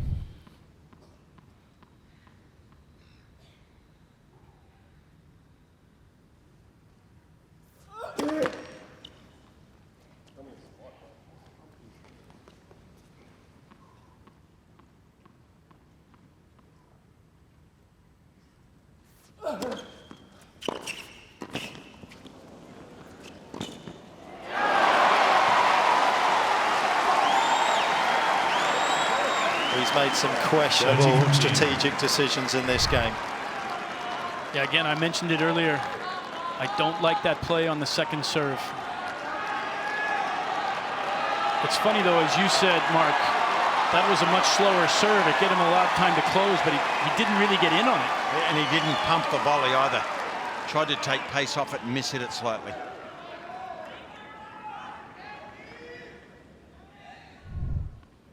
patience is an action, and Nadal's been patient, waiting for his chance.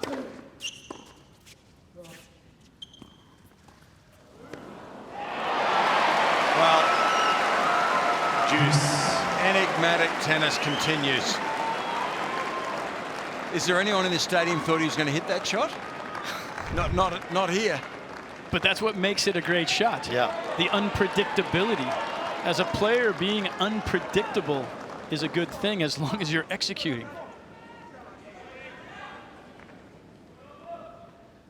A high forehand in the middle of the court.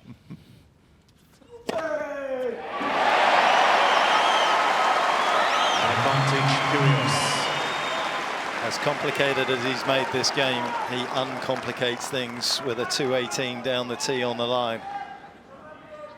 Nobody has a response to that.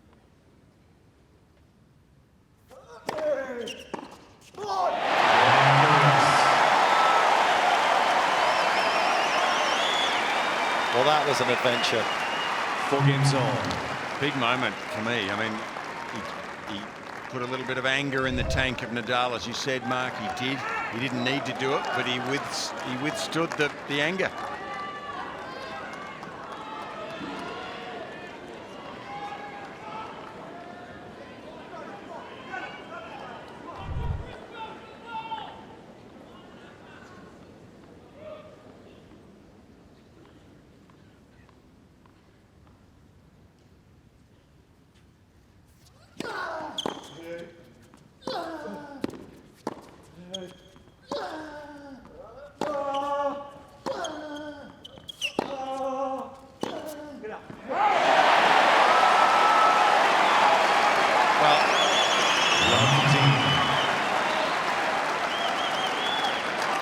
You said that you still felt Nadal is the favourite. Is it turning? I feel it. Yeah. I think you feel it, Fitz. I do. Petch isn't a believer yet.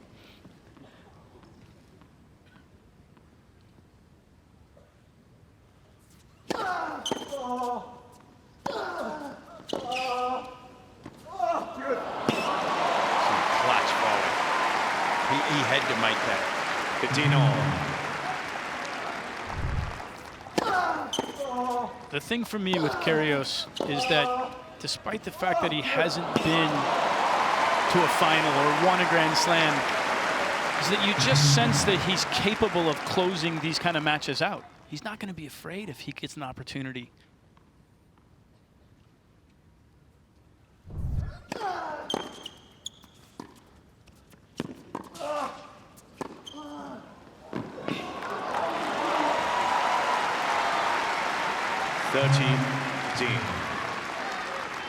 He's still playing the toughest competitor in our game.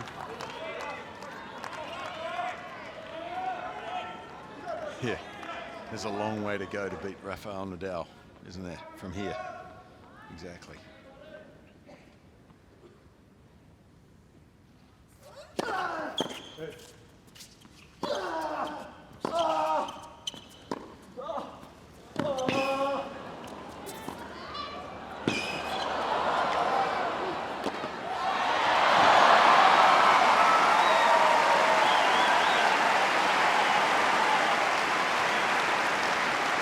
Sometimes I think Kyrgios doesn't give the crowd their money's worth enough. Tonight they're getting it. In spades. Yeah. There's 3 pretty big smiles in this commentary box. We're loving this. This is good stuff.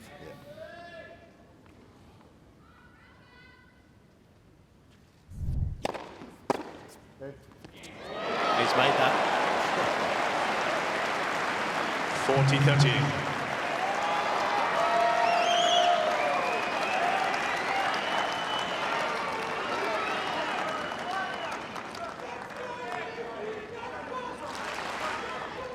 If Rafa was a superhero, I think he'd have laser beams coming out of his eyes.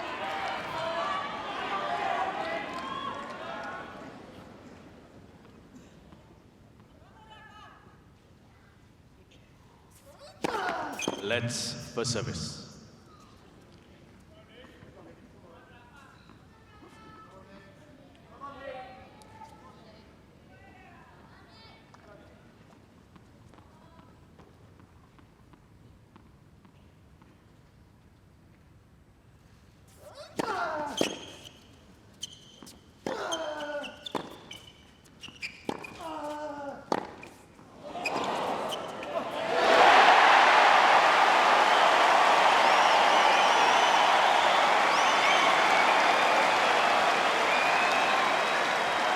Juice. You kind of feel Nadal needs to occasionally go back behind Kyrgios a few more times off that ad side return. He's going inside to the space, and Kyrgios is reading it.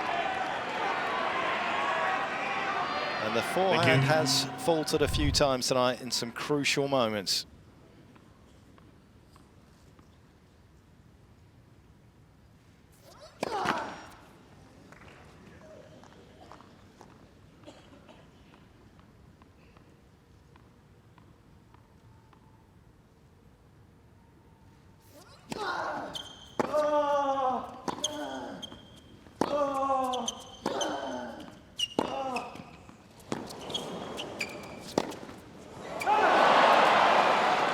Advantage, Nadal. Kyrgios did an amazing job to open the court there. Backed off on the return, didn't he? Got what he wanted off this ball. Short and low, just hard to get it up and down from there. Yeah, that's 9 out of 10 in terms of difficulty factor, isn't it? Certainly 8.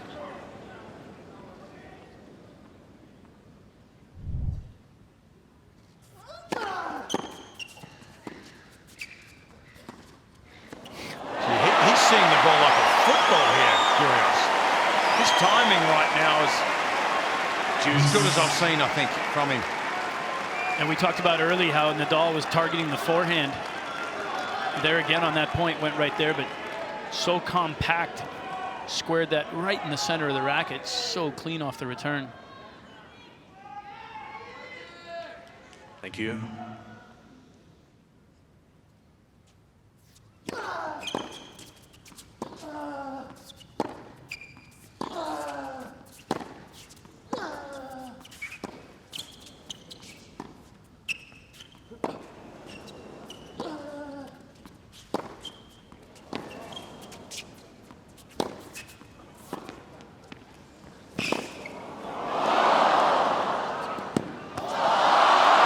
There's not an inch of this court that these two haven't touched. The width on display tonight, the creativity from the back of the court has been mesmerizing. And all Nadal can do at the moment is try and weather this storm. Yeah, I haven't seen better tennis than this at this year's Australian Open, that's for sure. The score, the environment, just creating, drawing the best from each other right now. Please.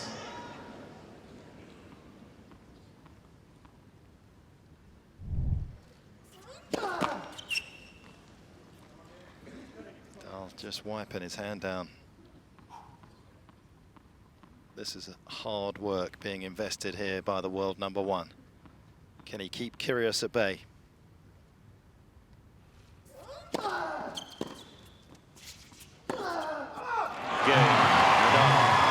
Tremendous game from both players. Everything that's great about this sport on display. 5-4, third set. By 5 games to 4.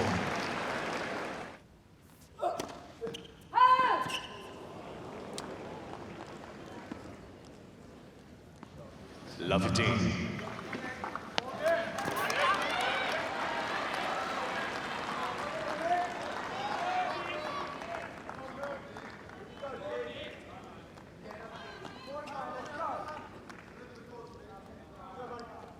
Just the third double by the Australian.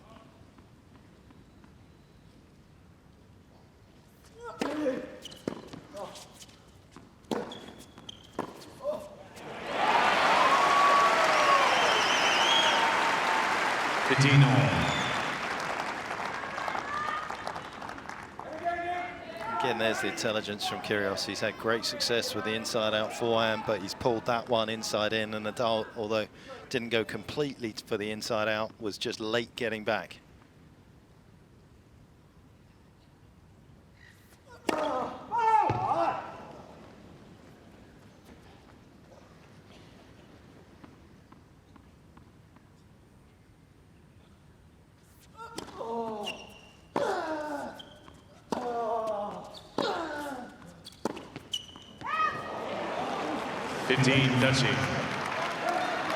He's going to have to settle himself here. Yeah. This is the first time we've seen him in a while now, just a little bit out of sorts. Opened with that double fault. Loose air on that ball. Thing is, he has this cannon that he can erase it with one shot. Yeah, he's still favourite from 15:30. I mean, comfortable favourite, I think, at 15:30.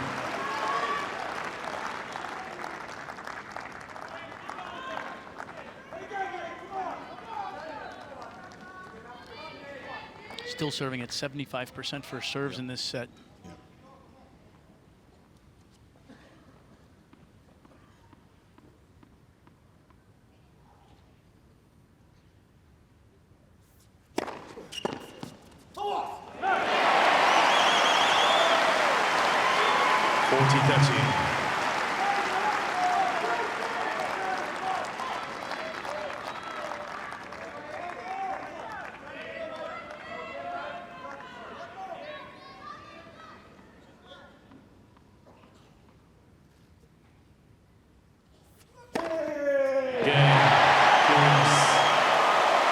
To be on a mission here, doesn't he?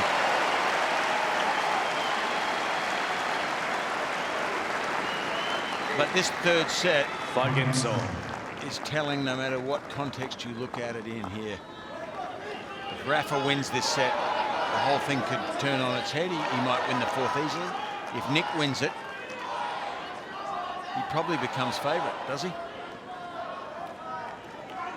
I think they both understand and recognize the significance of this third set. 2 sets to 1 lead, either way, is going to be enormous for the player who can close this set out.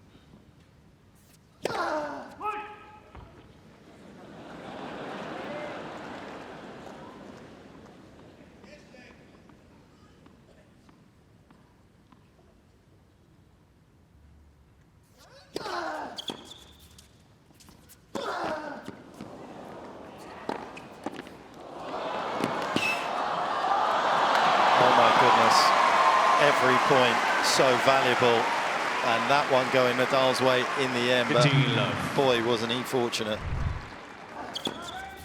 Fortunate and skilled. Well done on this volley right here.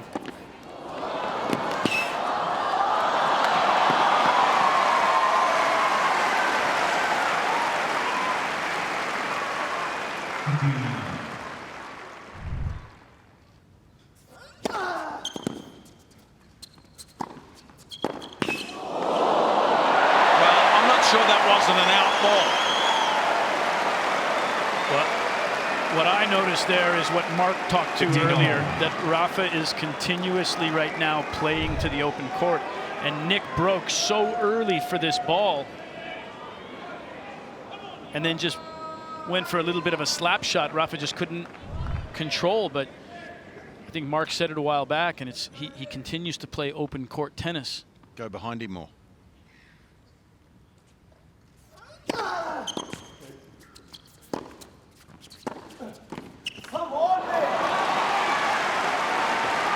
That forehand was reminiscent of the one at Wimbledon, wasn't it? Which Rafa wasn't happy about.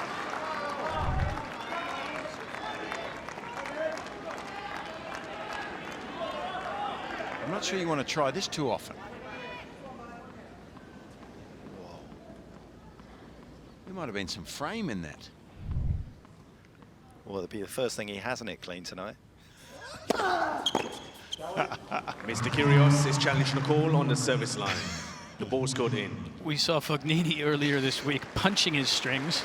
Oh, no, I want to dwell on that. That was beautiful, Mark Pitcher.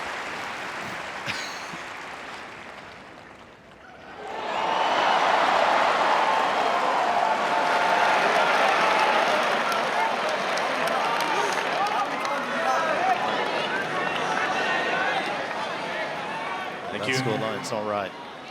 30-15. Second serve.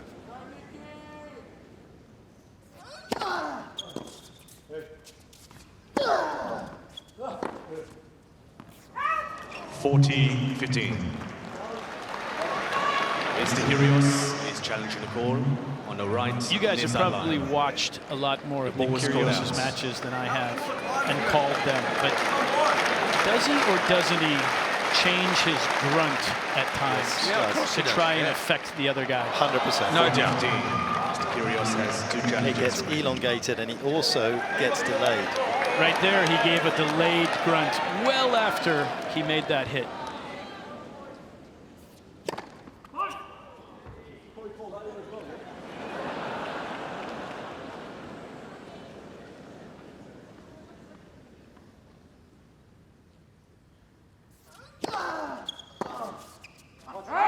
Game.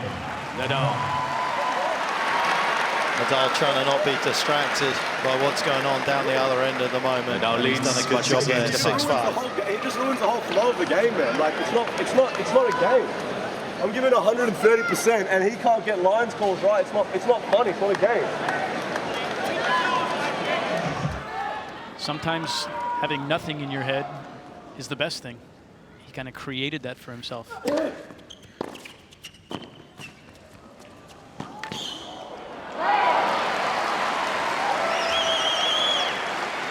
15 love.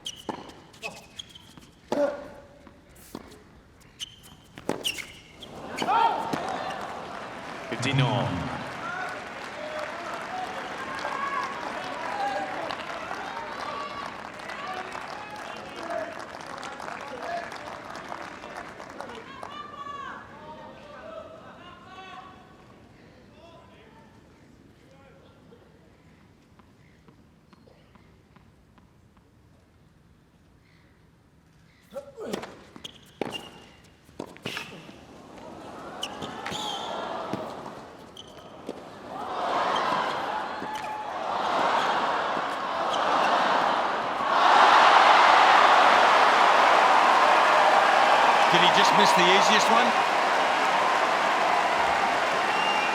Have you ever seen anything like it, though, at a point like that? The magnitude of the moment.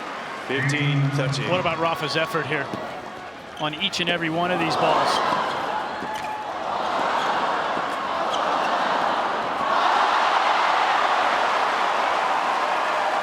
Thank you. Pure persistence.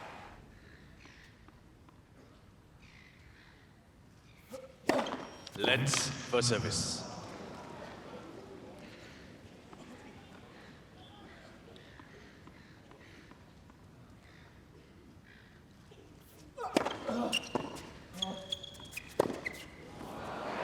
Made it. Can you believe Mr. it? Nadal is challenging the call on the left far sideline. I think he made it, but The this ball's was a gone in. miss hit. I mean, he wanted to go there, but he catches the frame on this. And that takes a little bit of luck to drop in when you hit the frame like that. That ball could have gone a metre Mr. out. Nadal has 1 challenge remaining.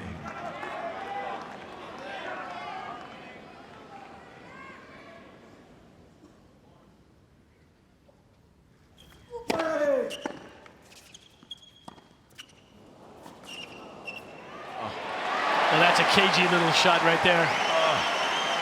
Fake drop shot. 40-13. Rafa actually was drawn forward a little bit, and then he chipped it deep enough that he had to recover and play it from behind him. Yeah, well, it wasn't bluff that he was going to hit the drop shot, because that's what he did earlier in the match. It's certainly creative.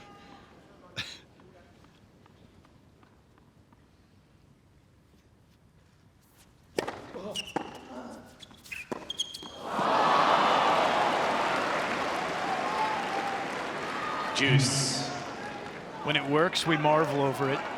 Yeah. And when it doesn't, when you prepare like that, though, you know, the opposition thinks you're going to hit a drop shot. So he came up with the unexpected in the previous point, tried it again. But the player thinks you're going to drop shot if you're the opposition there.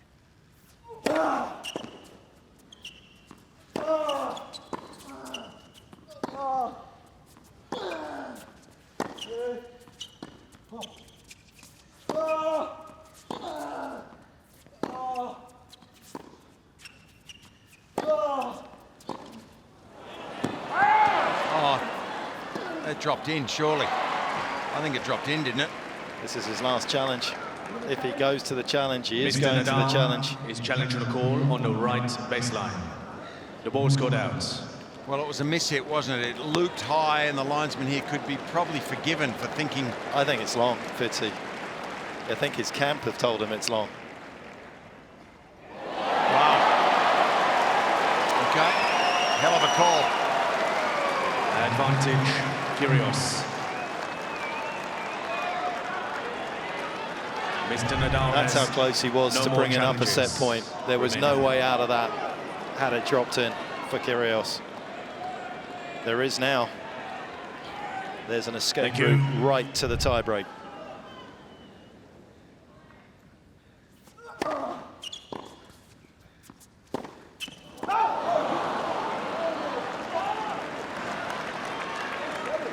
Juice.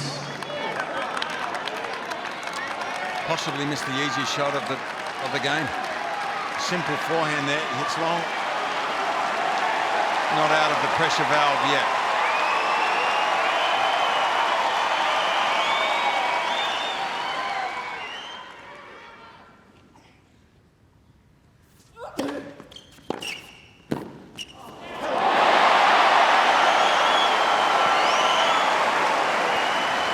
Advantage, Kyrgios. It's a heck of a volley from that position. Just wondering at what point Rafa is going to take one of these returns cross. Every time this point has been played, he's gone line, and Nick has had a backhand volley. And Nick is covering line very early there.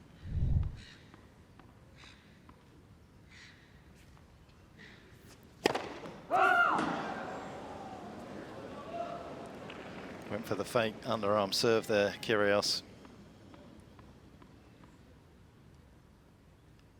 Well,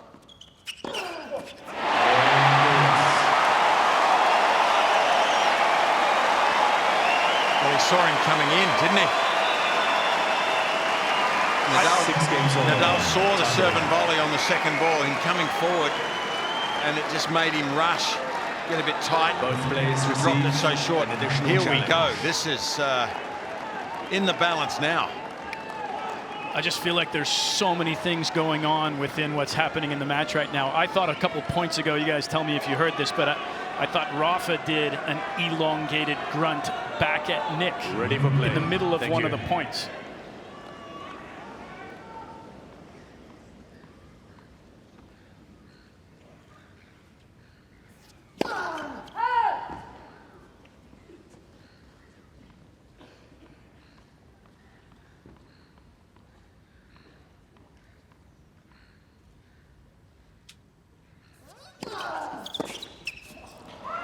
Identical scoreline to Wimbledon, their last meeting last year. 1-0. 6-3 to Nadal, 3-6 to Kyrgios. Third set went to a breaker just like this one.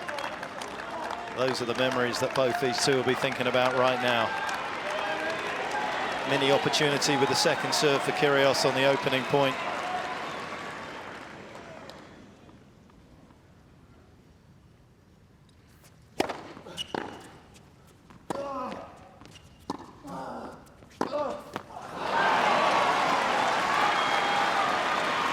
And it can work both ways, can't it? Nadal. After a long service game like that from Kyrgios, a 6-5 to get into the tiebreaker. He's been serving recently, but Nadal has also had a good look at it for a while. Carlos Moya was looking very relaxed.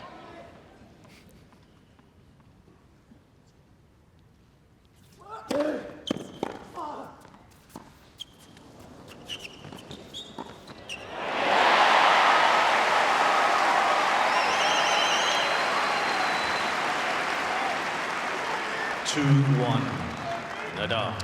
You know, I always think these touch shots under pressure are harder than actually swinging with racket head speed at the ball. But it's just in his natural repertoire, isn't it? And also he didn't buy the cross-court. Nadal loves to go with a sort of Conti grip, flick it cross-court hard, and Kyrgios was brave enough to stay down the line.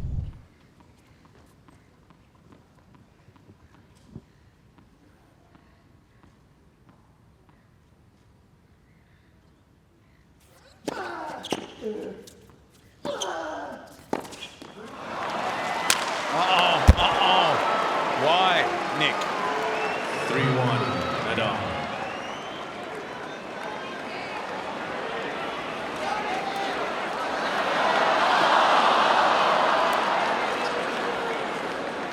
It's a good question, Fitz. It's a good question.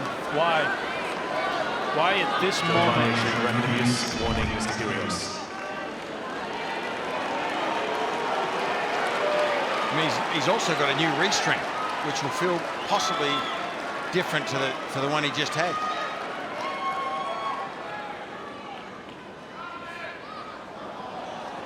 Thank you. Hands of stone. That's a bit unfair.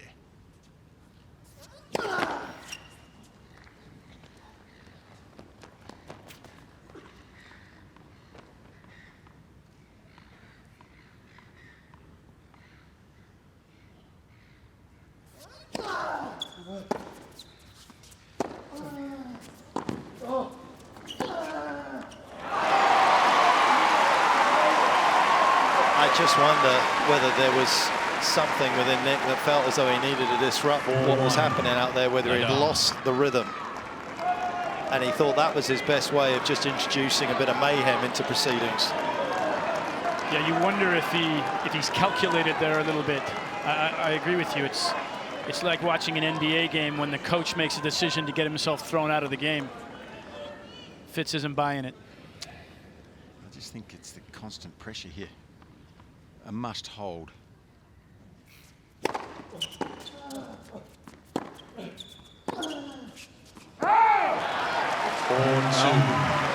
Nadal. Rafa keeping him in the tiebreaker by an easy miss. Yeah, I just don't know why he needed to break the rhythm. He was 3-1. No, yeah, okay, down a mini break. So what? He's playing to such a high level. He's been under stress, though, for a good 8 minutes, hanging on to his service game. And to be honest, he's been under stress since 4-3. Ever since he did the first underarm serve, he's been working hard. And I think that was just his boiling point.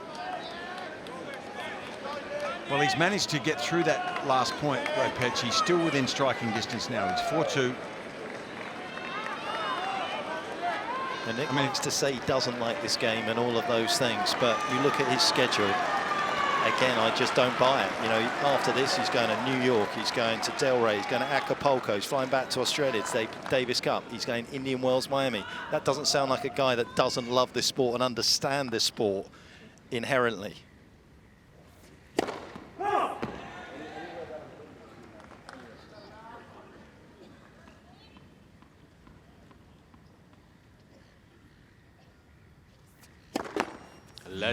There it was. Second service. The one we've talked about, the huge second serve, taking a risk. Well,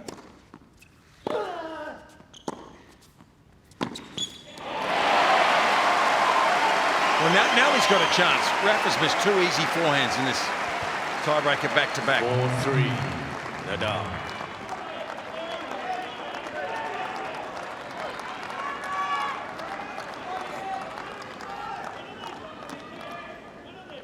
Tell you what, James Kyothafong was very generous when he hit the start button on the shot clock there. I was looking. I thought he might be in a bit of trouble. These are such significant points for Nadal. You knew he was going to take a long time. He's been given it.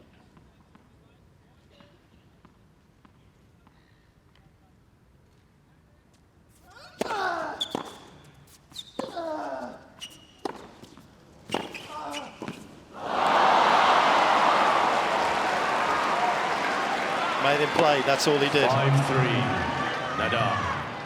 That ball fell off the strings too, I wonder. Maybe it's a long shot and grasping for something to hang on to, but was that a different restring? Maybe not. Maybe a bit too tight, maybe not. But it was a bad miss, he mishit it.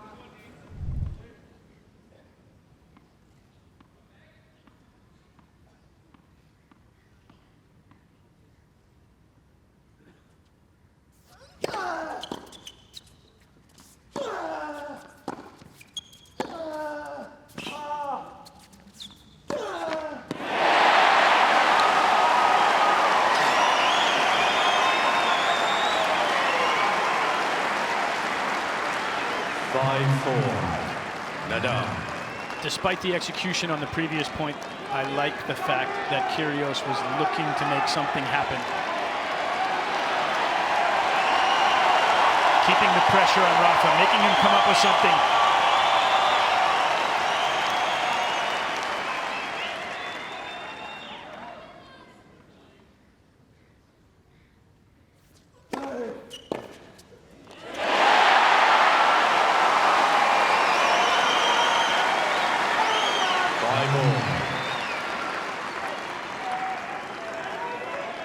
Nick holding the balls to serve. How big is this point?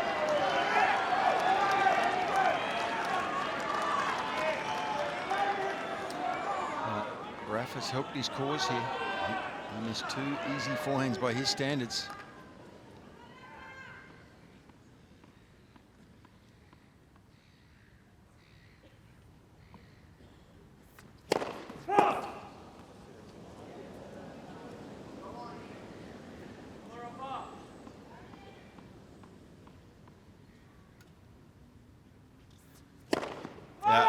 You live and die by the sword, Nick.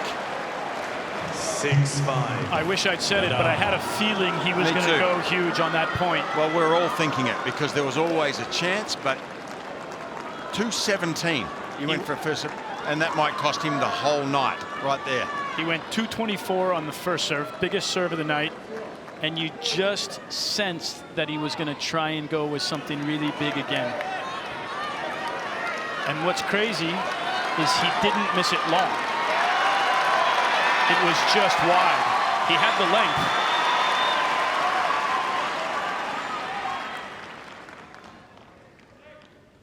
But that double brings up set point for Nadal.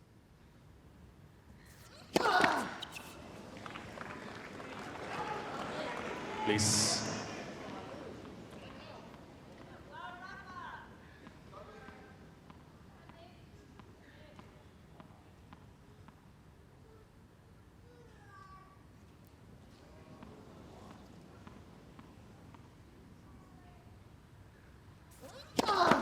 Wow. That was a baby crying in the stands there. Took his attention away there, Nadal. What a couple of points. Well, he hesitated because he heard a baby crying. No doubt about it. But the pressure of the moment also created that. And you would expect Rafael Nadal to execute a second serve, even with that short break. Wow, drama.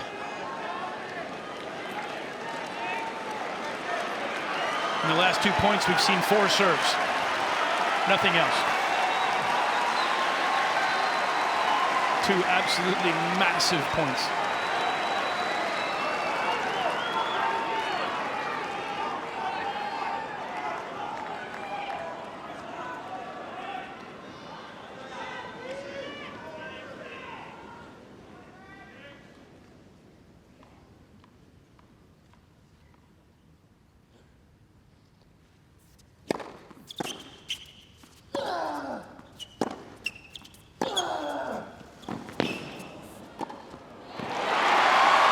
Well, a lifetime of doing the right thing allows you to have the self-belief that you're going to come out on top. His forehand has been a little flaky by his high standards in this breaker, but he saw his opportunity.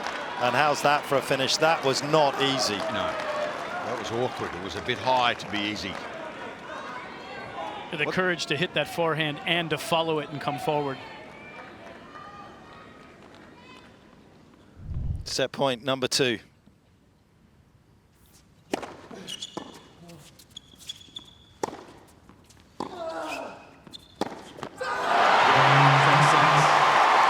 It feels like everything to Rafael Nadal, and understandably so. A lead of 2 sets to 1. And can Kyrgios possibly come back from this?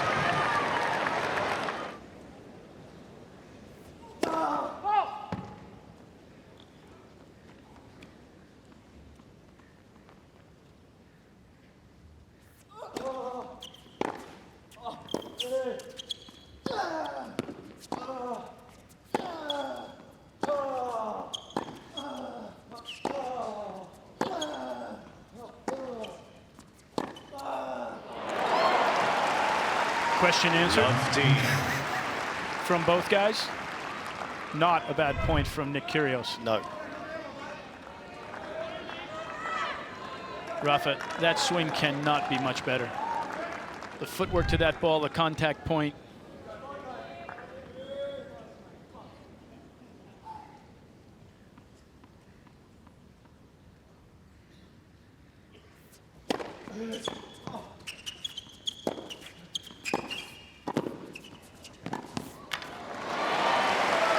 What a start to the fourth. 15 all. Well, to win a major, you have to be able to play at this level for a long time in several matches, many matches, 7 in fact. So 2 more sets is needed from Kyrgios at that same level as we've seen. 13-15. I think this has been really impressive how he's come out. Yep. So often one or the other of the players after a breaker like that has a drop off in level.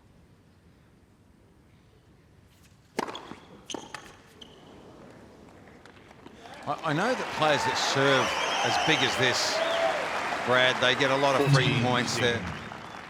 They don't have to be as fit probably as someone like who plays like Nadal, but I'm surprised with Kyrgios's stamina here, especially after his previous 5-setter. Game. I wasn't sure his body would be able to last like this. First game, 4 sets. Yeah, I think all of us felt that coming into the match. The question we talked about it early on was going to see how Nick had survived and recovered from that match. But we haven't seen any signs of difficulty in movement, fatigue. No. It's been explosive out there. I think it's as well as I've ever seen him move. 2 days after that 5-setter, 4 hours, 20 minutes. We've talked about how big the serve is. And that's one of the things when you lose your legs a little bit, you tend to start to drop off on the execution on serve. He's still serving unbelievable. 76% overall for the match.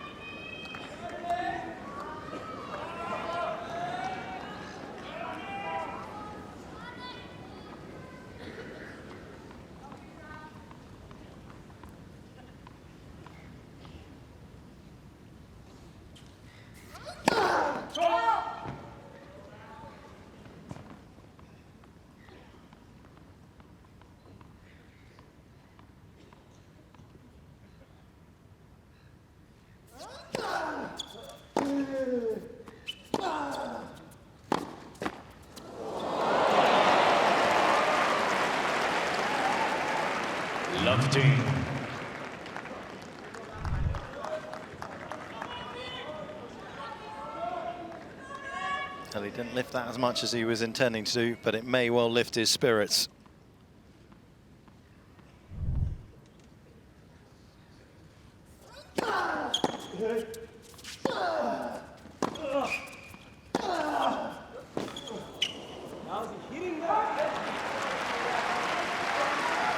You hear Nick saying, how's he hitting that? Oh, he's been hitting it for a couple of decades. Exactly.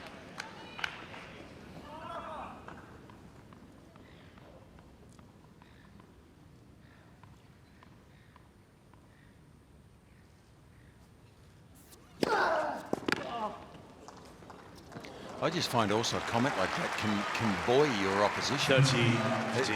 It's sort of a little bit of an excuse for Rafa to puff his chest out and say, yeah, he's feeling it. I'm hitting the ball heavy. Sort of inspires him a little bit, I think. Telling the opposition how well they're playing.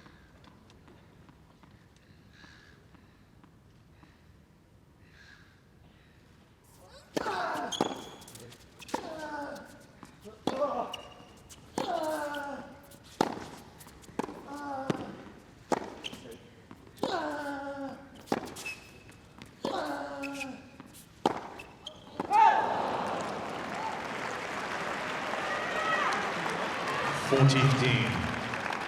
An old coach of mine that coached a guy you'll know, Fitz, Eric Van Dillen, used to say that was called aiding and abetting the enemy. Yes. Telling him how good he's playing. Is that what you mean? Or how bad you're playing. I can't like hit a backhand. I love it.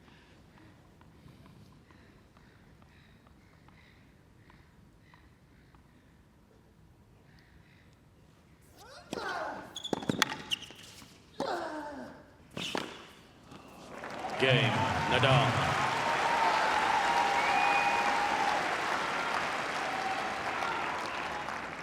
One game all. Nick just flexing his left leg there. And I think at 2 hours and 43 minutes into the match, this fourth set, and if we go on to a fifth set, we'll start to see how much that match really affected Nick the other night. Right now, Rafa's wishing this was best of 7. Let's for service.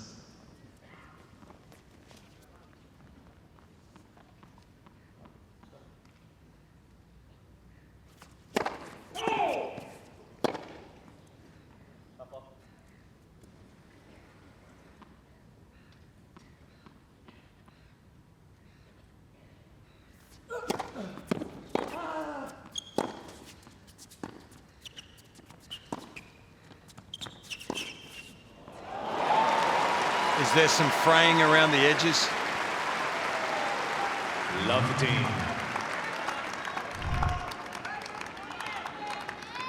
From Nick, I mean. Maybe that's a bit early to tell, but a strange approach there, I thought.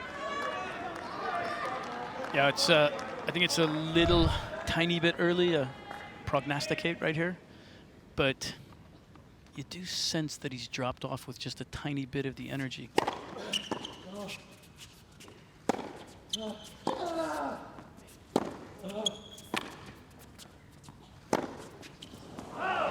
That's a bad sign. That is a bad sign. Love that team. That missed by a long way. And yet up the other end of the court, there is a player who is just applying himself consistently, point by point, to the process.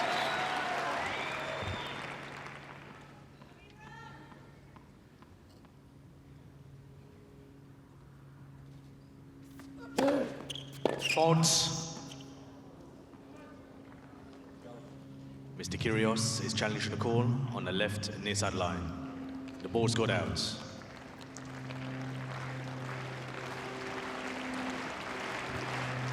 %34% only of his second serve points won tonight. He was above 50% coming in here. The percentage swing to Nadal on this point now significant.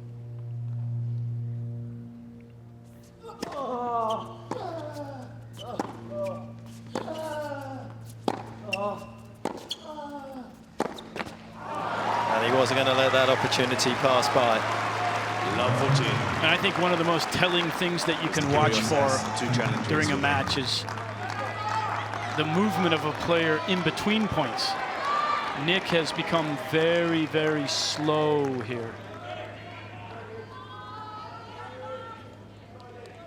Just not that same sense of urgency that the scoreline created for him in the last set. Yeah, these are no normal break points, are they?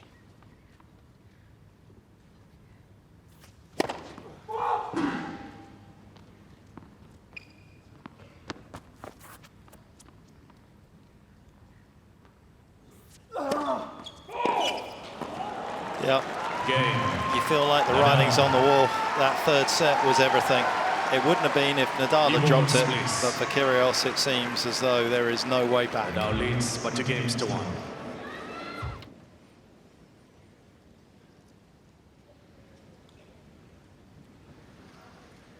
Just a little bit of movement for Kyrgios there.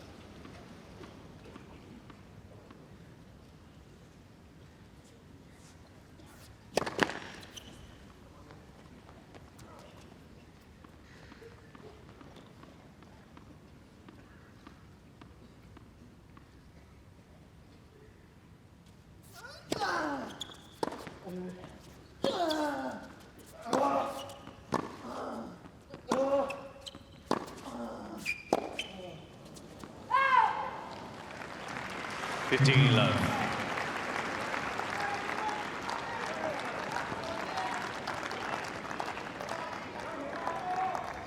I think trying to push himself to fight, looking like he wants to be there, but those kind of errors are going to weigh heavily on him.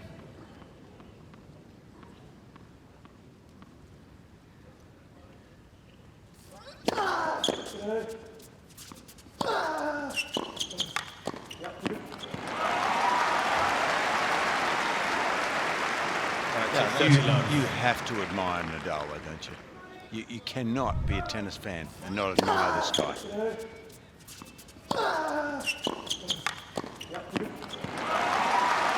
The intensity that he maintains over long periods of time is just as good as the game's ever seen. Yeah, and it's a total misconception about his style of play as well. We often get so bogged down looking at one person's sort of superior quality that we forget about the sum total of everything. 40 love. And that is his second serve, which is the best ever, by the way, in terms of career points won. And also, he's just a mere 5 points behind Kyrgios in terms of ventures to the net tonight. You know, he's more than happy to get up there and finish points.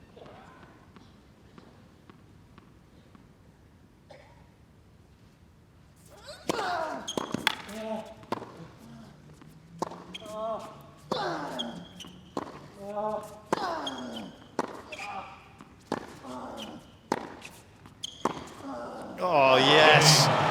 Nadal. Another scorching winner that illuminates the nighttime sky, and Nadal is on his way to the quarterfinals. Nadal leads by 3 games to 1. Well, there's 3 games to go, but I hear you, Mark, and I just wonder if Nick does go away a little bit in this 4th set, and if it is one side, the question for me would be, what if he had have won that 3rd? Could he have maintained it at a higher level in the 4th compared to what's happening right now? Because it's only a sudden drop, but it's there, isn't it? If is the biggest word in the English language. Is it?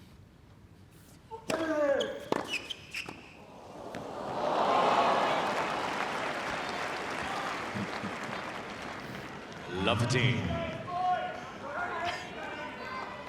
It's almost as big as prognosticate. It certainly has bigger connotations. And that's my point.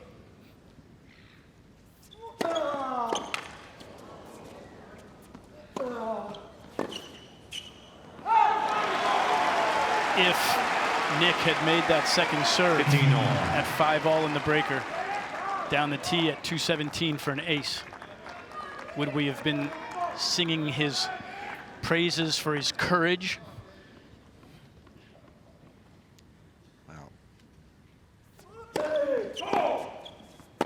I don't know if you'd call it courage. I think you might call it risk-taking. Risk for reward, maybe. But he certainly lives and dies by it, doesn't he?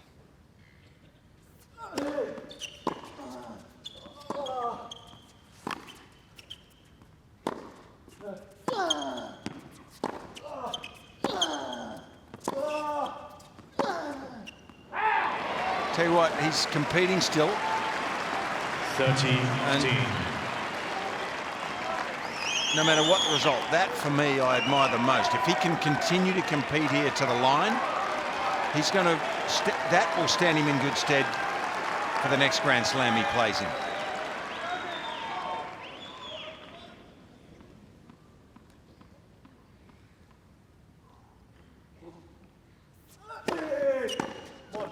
And it's not beyond the realms of possibility that if he does compete that long, he could get back into this. But he certainly dropped off in the first couple of games of this 4th. As long as he keeps this within 1 break, he's got a shot. Mm-hmm.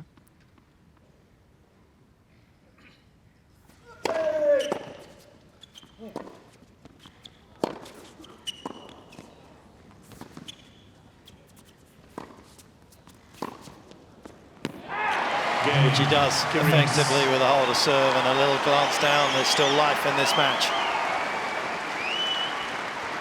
Nadal leads by 3 games to 2. 3-2, Nadal 4th.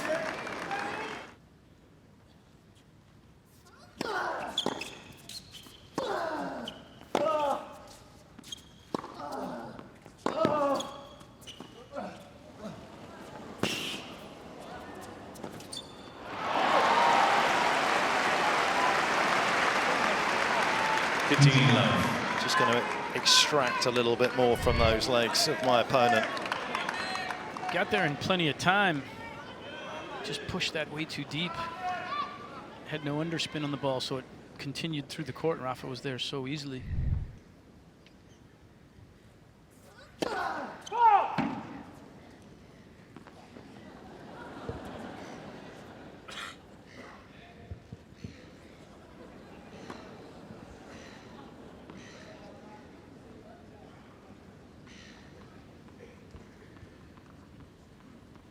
Okay, confirming it was out.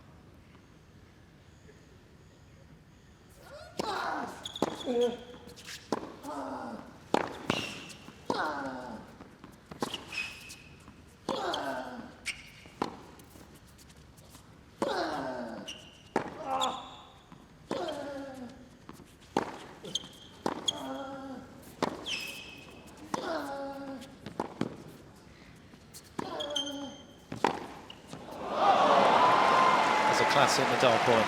I mean, he just didn't take any risk, but he just kept Kyrgios moving and was behind the well, actually, he's at the other end, deep behind the baseline. Maneuvering him from side to side, just putting work in on those legs. He knows that there's a cumulative effect of what he's done so far through this match. It's going to have a huge effect on Nick.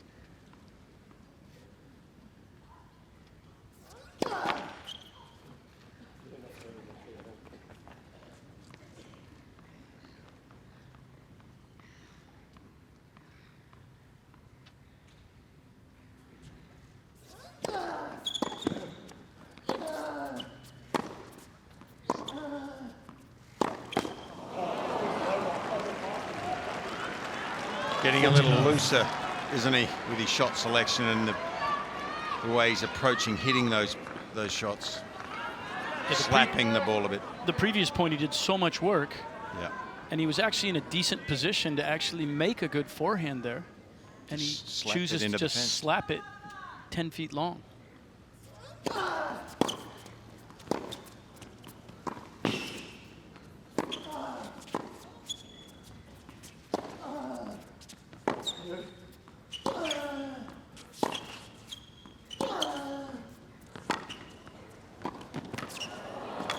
Well, he went behind him twice, like you guys have selected in the one rally.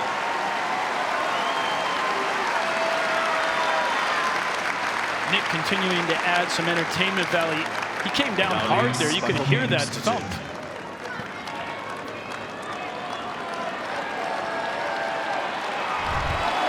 How good was the volley? I mean, the whole point, it was so well crafted from Nadal. He knows he's got his opponent, as we see the dive from Kyrgios right onto his hip there. Let's have another listen to this.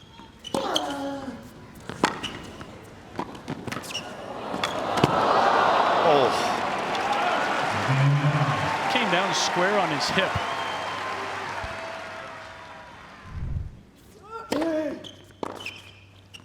There it is, that cross-court return you were talking about, Brad.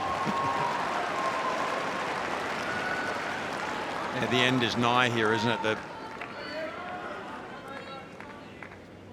The train is just gaining momentum here for Nadal.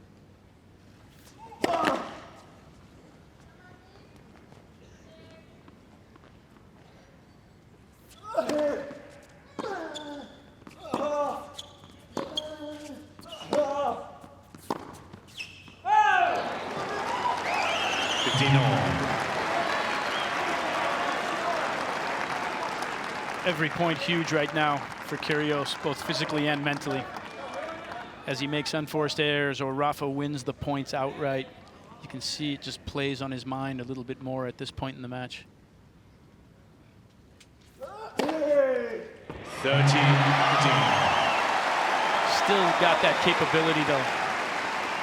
Well, that's the technique, isn't it? That's what Pete Sampras had. He could serve like that for 4.5 hours easily. First serves at that pace. Beautiful technique. Nick has what we like to call a live arm.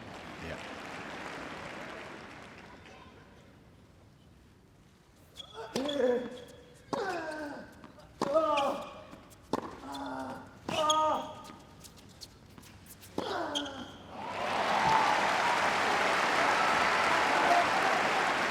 30-all. Well, that's been a play that's worked very nicely for him. The return into the forehand, get his feet up the court on the baseline, takes his backhand three-quarter angle out wide to Kyrgios and creates space for him. Kyrgios needs to dial up another first serve here. And he does. 40-13. That's why he's so dangerous, isn't it? And a player like this, who has flair and ability outside of his service games, but can serve like this for a long period of time, he is always dangerous.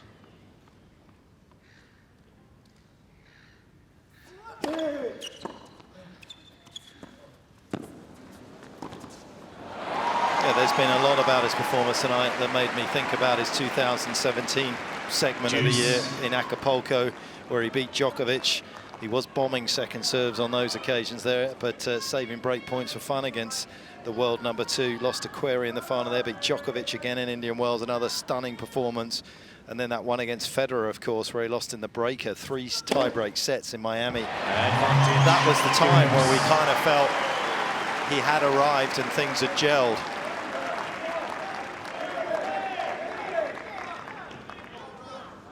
But that hasn't always been the case subsequent to that. I think it's wanting to compete every day that will... Well, it's a habit for Rafa. Yeah, if Nick does that, he will be a much better player.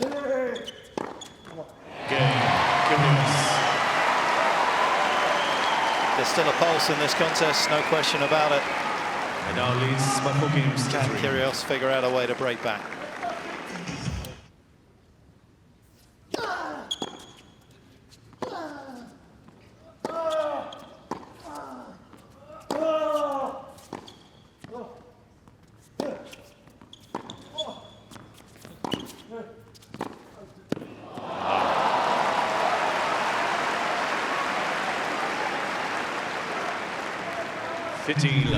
We know how good Rafa is. We still don't know how good Nick Kyrgios is. We don't know. And for me, the thing that has made me smile more than anything about this is how he has competed. We'll start to understand how good he is if he does that consistently.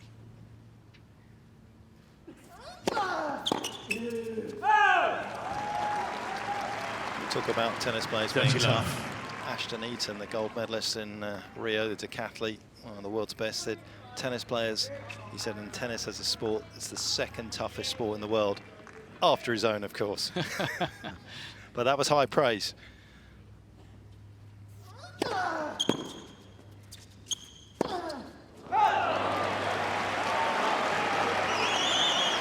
13-15. He has 10 disciplines to think about. Nick, just his own.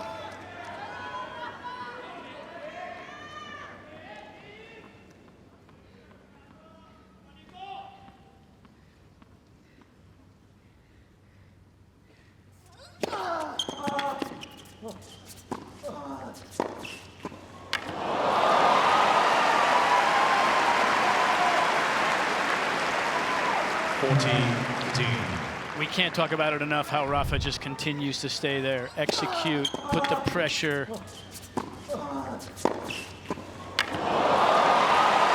And rarely ever miss a volley.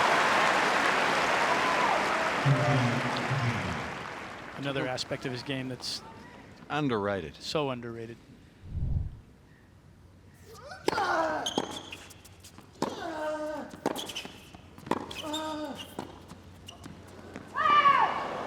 Well, his camp was excited when they've seen this movie before. They've seen him come through tougher battles than this and come out on top in finals of these majors. This was a test, make no mistake about it. Yeah, this match was in the balance for a long time, Mark, wasn't it? Yep. Game. And he's got the kind of game, of course, that is so erratic and yet so powerful that it throws the big players off their rhythm. And that's something they like to do, is dictate the tempo. Mr. Kyrgios has 1 challenge remaining. The 3rd set was some of the best tennis that you could have possibly imagined.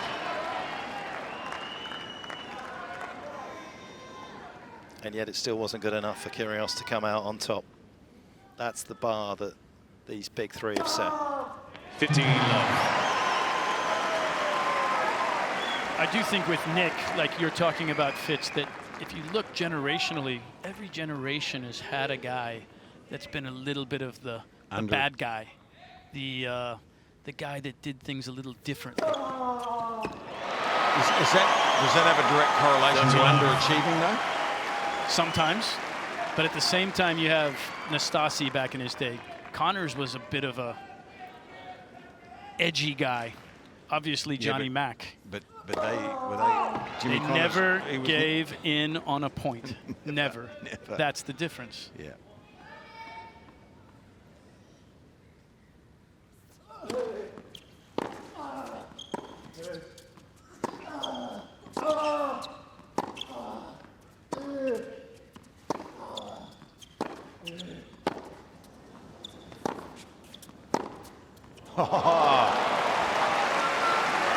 You watch Nadal there after, what is that now, 3 hours and 10 minutes. You watch his movement off the ball if we get a chance to see it. He flicks that one on, he has a look down, look at him move. And then he's able to take it inside the baseline. Took away the time for Kyrgios to recover. His algorithm is still very lively.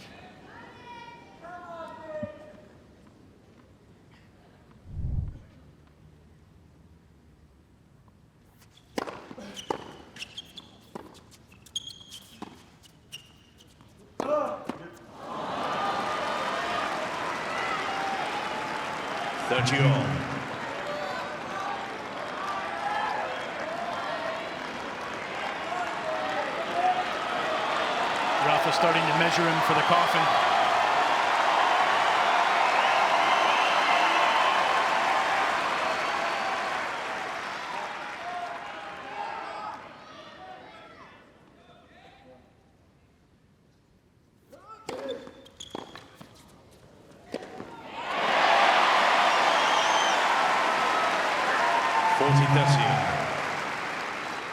Lovely delivery there from Kyrgios, off pace, short, angled.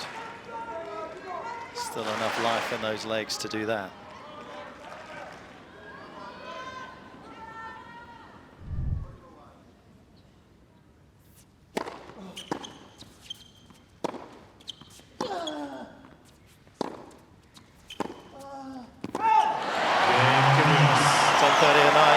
Just about to visit the last chance saloon, Kyrgios.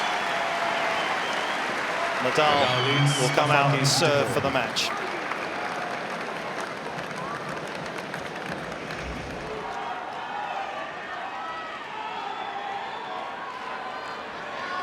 Thank you.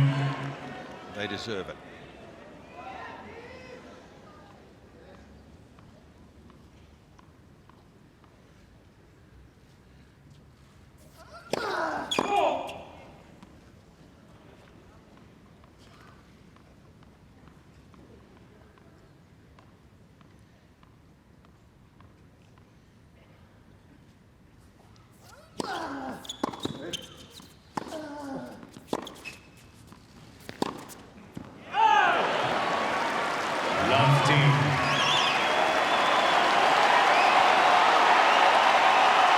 Talk about a game of centimetres, don't we? Nick's ball caught the line by a centimetre there probably, and Rafa's missed it by 1. And then the crowd gets involved. And we talk time and time again about how important these first points in the game are. Creating momentum, creating hope.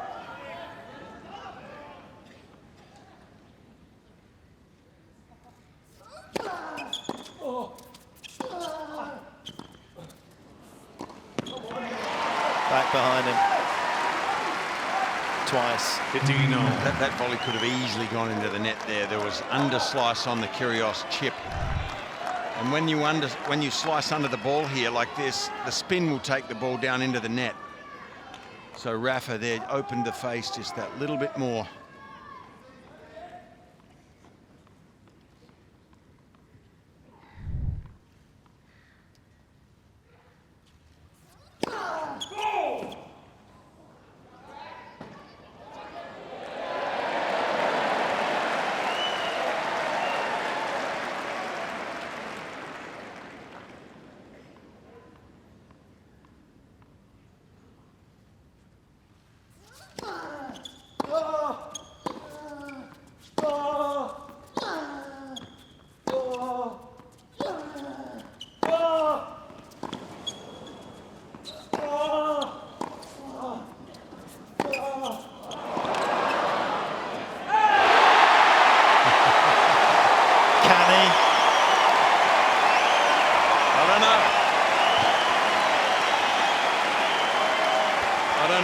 can, but if he competes like this, there's always a chance.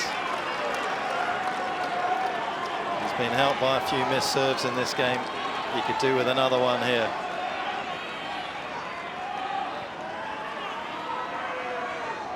Thank you.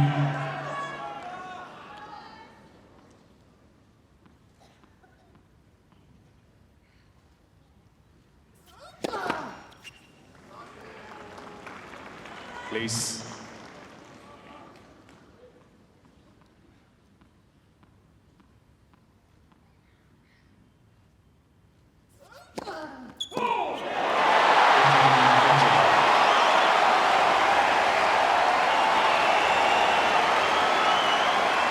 Scarcely credible. Twice tonight he served a double fault on a big moment, Nadal, when he was serving for the third in the breaker. He recovered. Can he do so again? We just don't expect to see Rafa being the one who blinks. Thank you. Ready for play.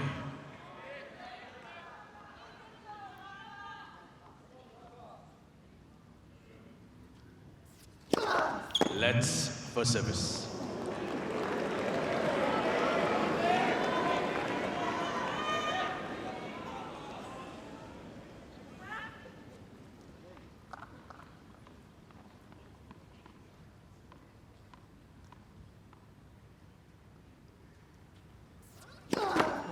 Let's for service.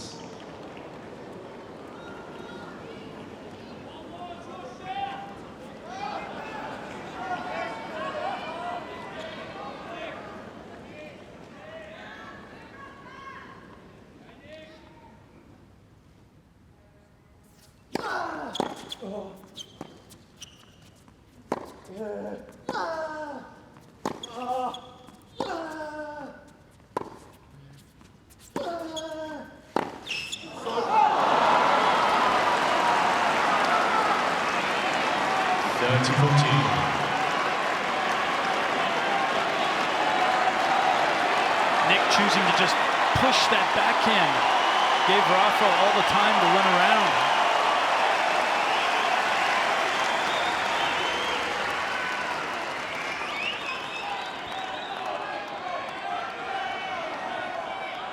Thank you. Please. And in doing so, lost a little bit of control of his own destiny. Still has break point, though.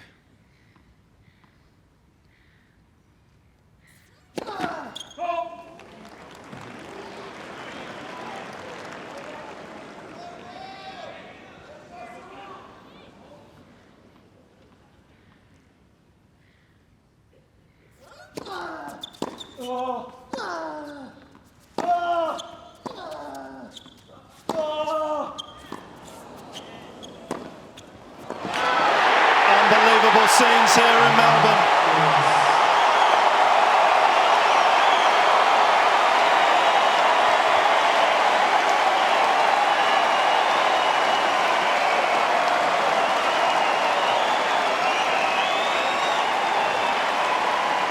And having kept the deficit to just one game,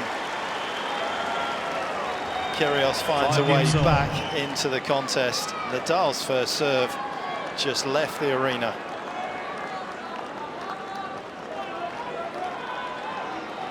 He has an uncanny ability to hit good balls, good shots on big moments, doesn't he? How good was that last forehand?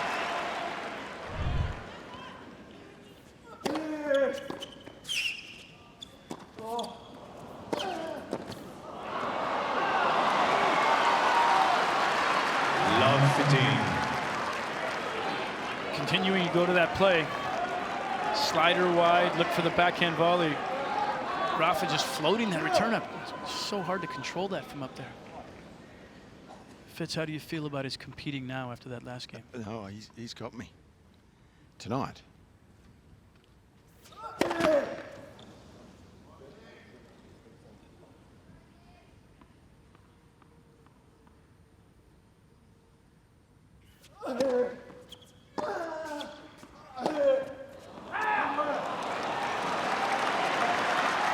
Love 13.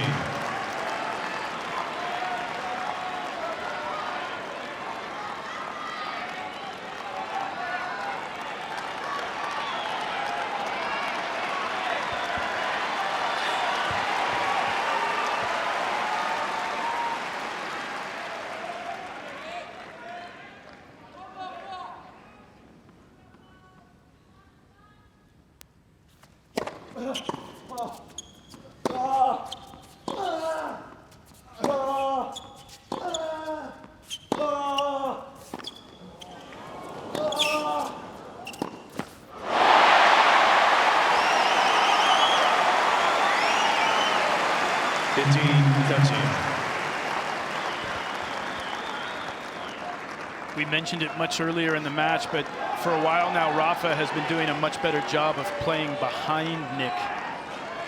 Trying to go behind him again there. From our vantage point, we could see the line wide open. Thought he was going there.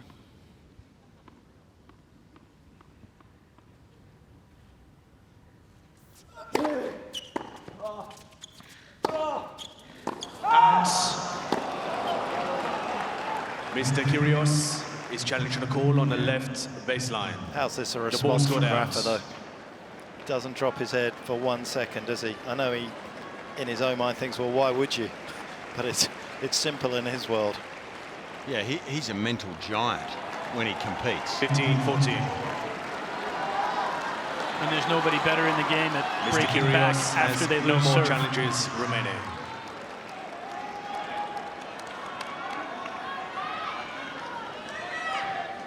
As you Americans like to call it, the re-break. It looks like it's coming.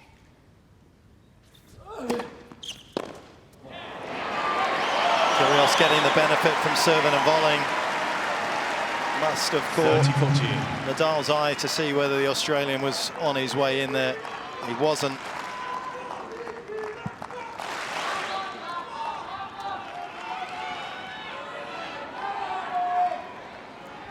Flat wide or T. So we know it's going to be big.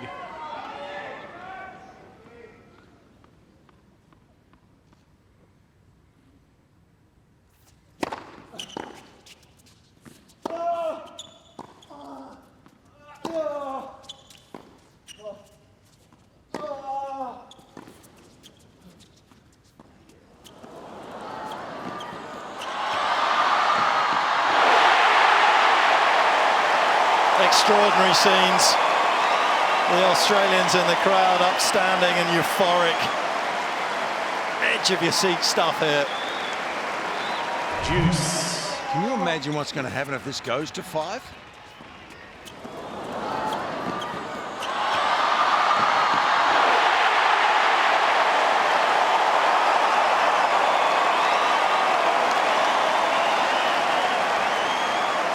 Thank you.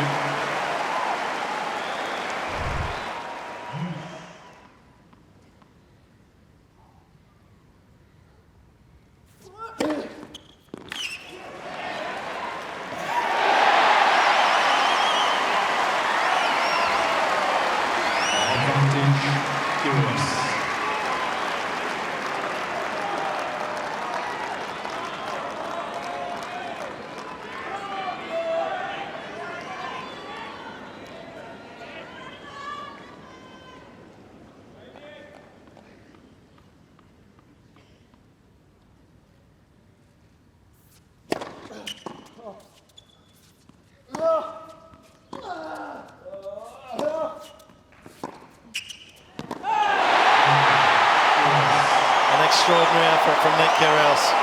They look down and out. Nadal fails to serve it out, and Kyrgios leads 6-5 in the fourth. 6 games to 5. Ready for play.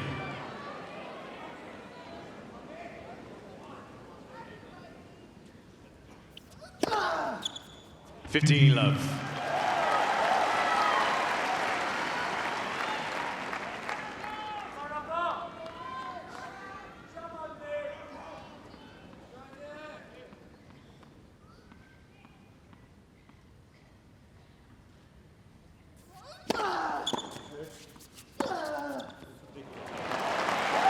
bet he would have paid a bit of money actually to have 2 first serves like that in 2 games ago. Brad. His serve deserted him then. 2 good ones here.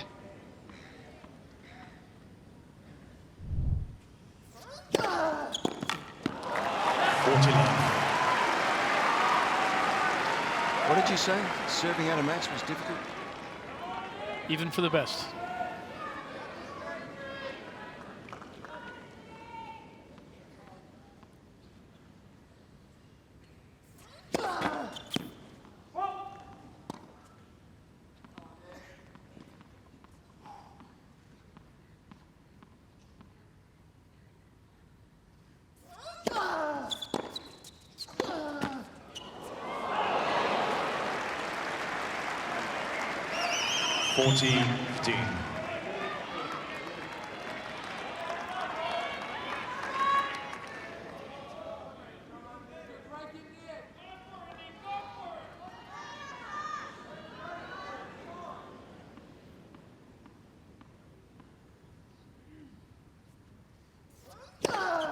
Game.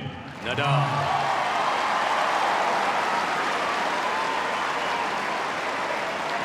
Heck of a response from the number 1 after the previous service game. Each player receives an additional challenge.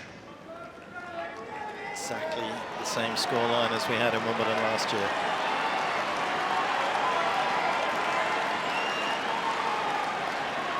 Nadal will be hoping for the same outcome. He won the 4-set breaker there. Let's for service.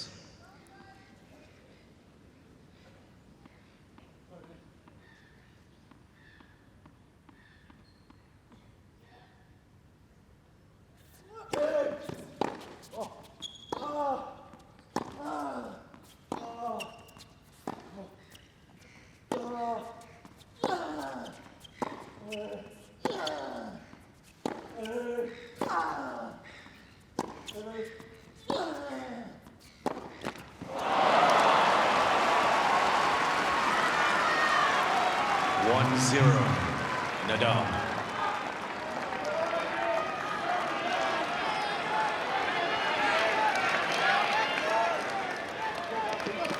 And the hits keep on coming for Kyrgios, but he's done such a good job tonight of regrouping.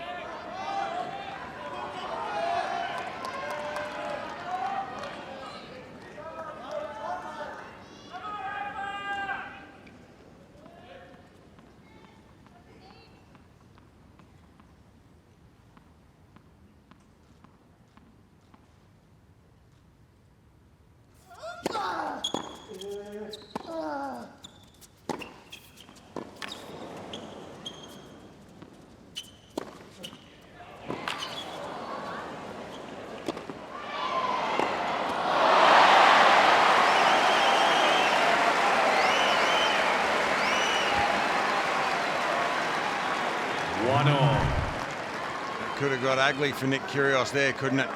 Rafa catches that on the frame. He went for broke, but he was given the opportunity.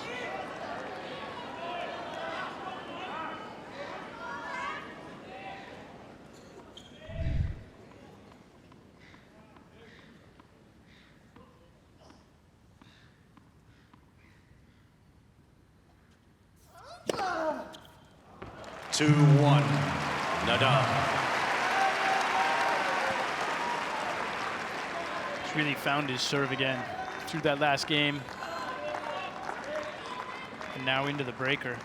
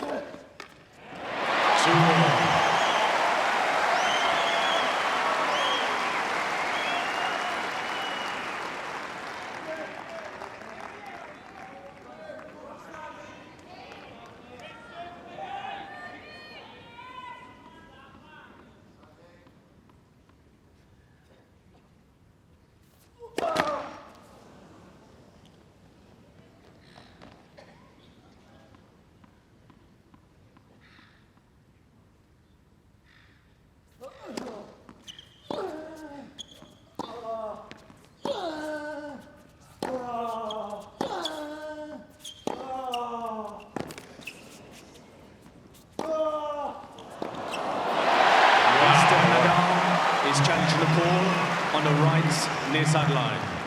The ball scored in. Oh, there's a sense in the commentary box that that is wide. This is such a huge shot from Kyrgios. He was working Nadal over here. In it is. 3-2. Kyrgios. Mr. Nadal has 3 challenges remaining. Again, just impressed with how hard Nick has been working to find his forehand. Thank you.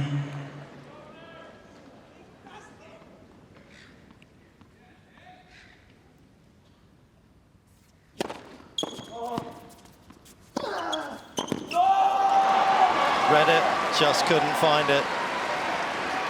3-all.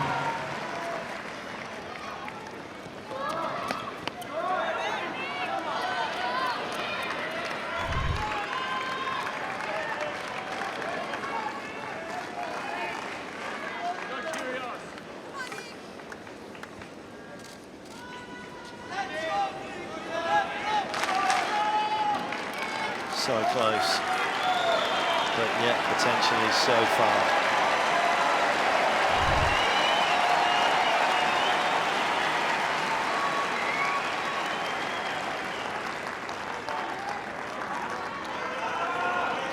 The essence of sport is the uncertainty, and we've certainly had that tonight.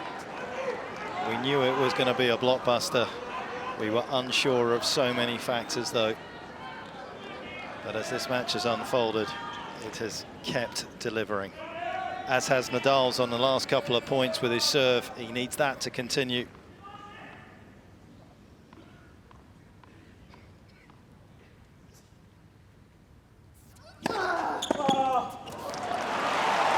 What a transformation on that shot compared to when he tried to serve out the match at 5-4 in the set.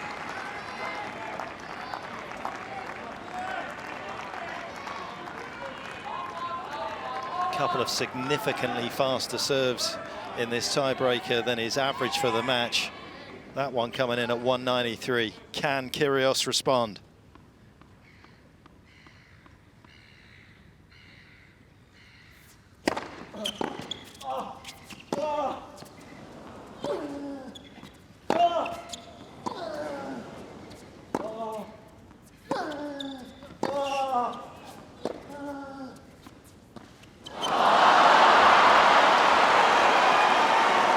Calamitous. 5-3. Nadal. Well, he's won points on that shot on big points because he's caught Rafa by surprise. But it is not easy to take the pace off a ball when it's tight. And your nerves are your nerves are frayed. He blows at that time. Down a mini break.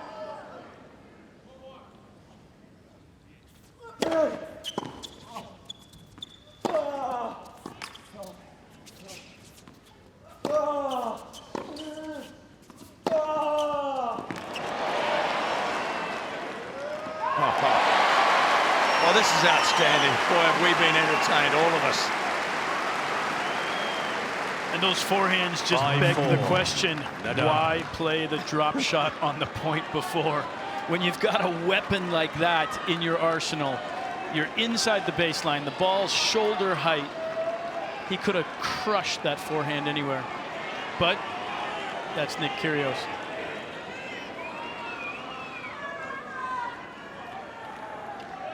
This match, as it was at 5-4 in the fourth, back on Nadal's racket. 2 good service points will see him through to the quarterfinals.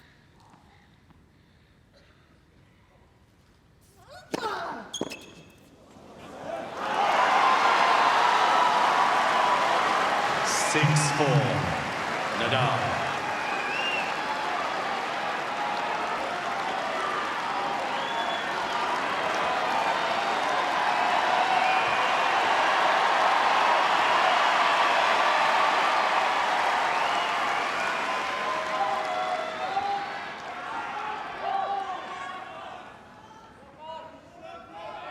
Thank you. 2 match points.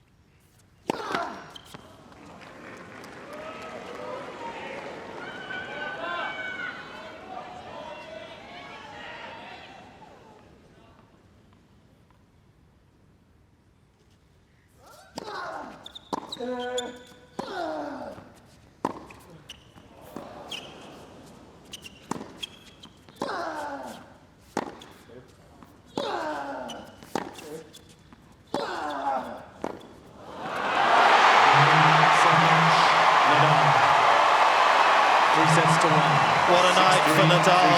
What a night for Nick Kyrgios. Nadal the victor, but Kyrgios can hold his head up high. He came to fight arguably the toughest competitor the sport's ever seen. He was second best against the world's best.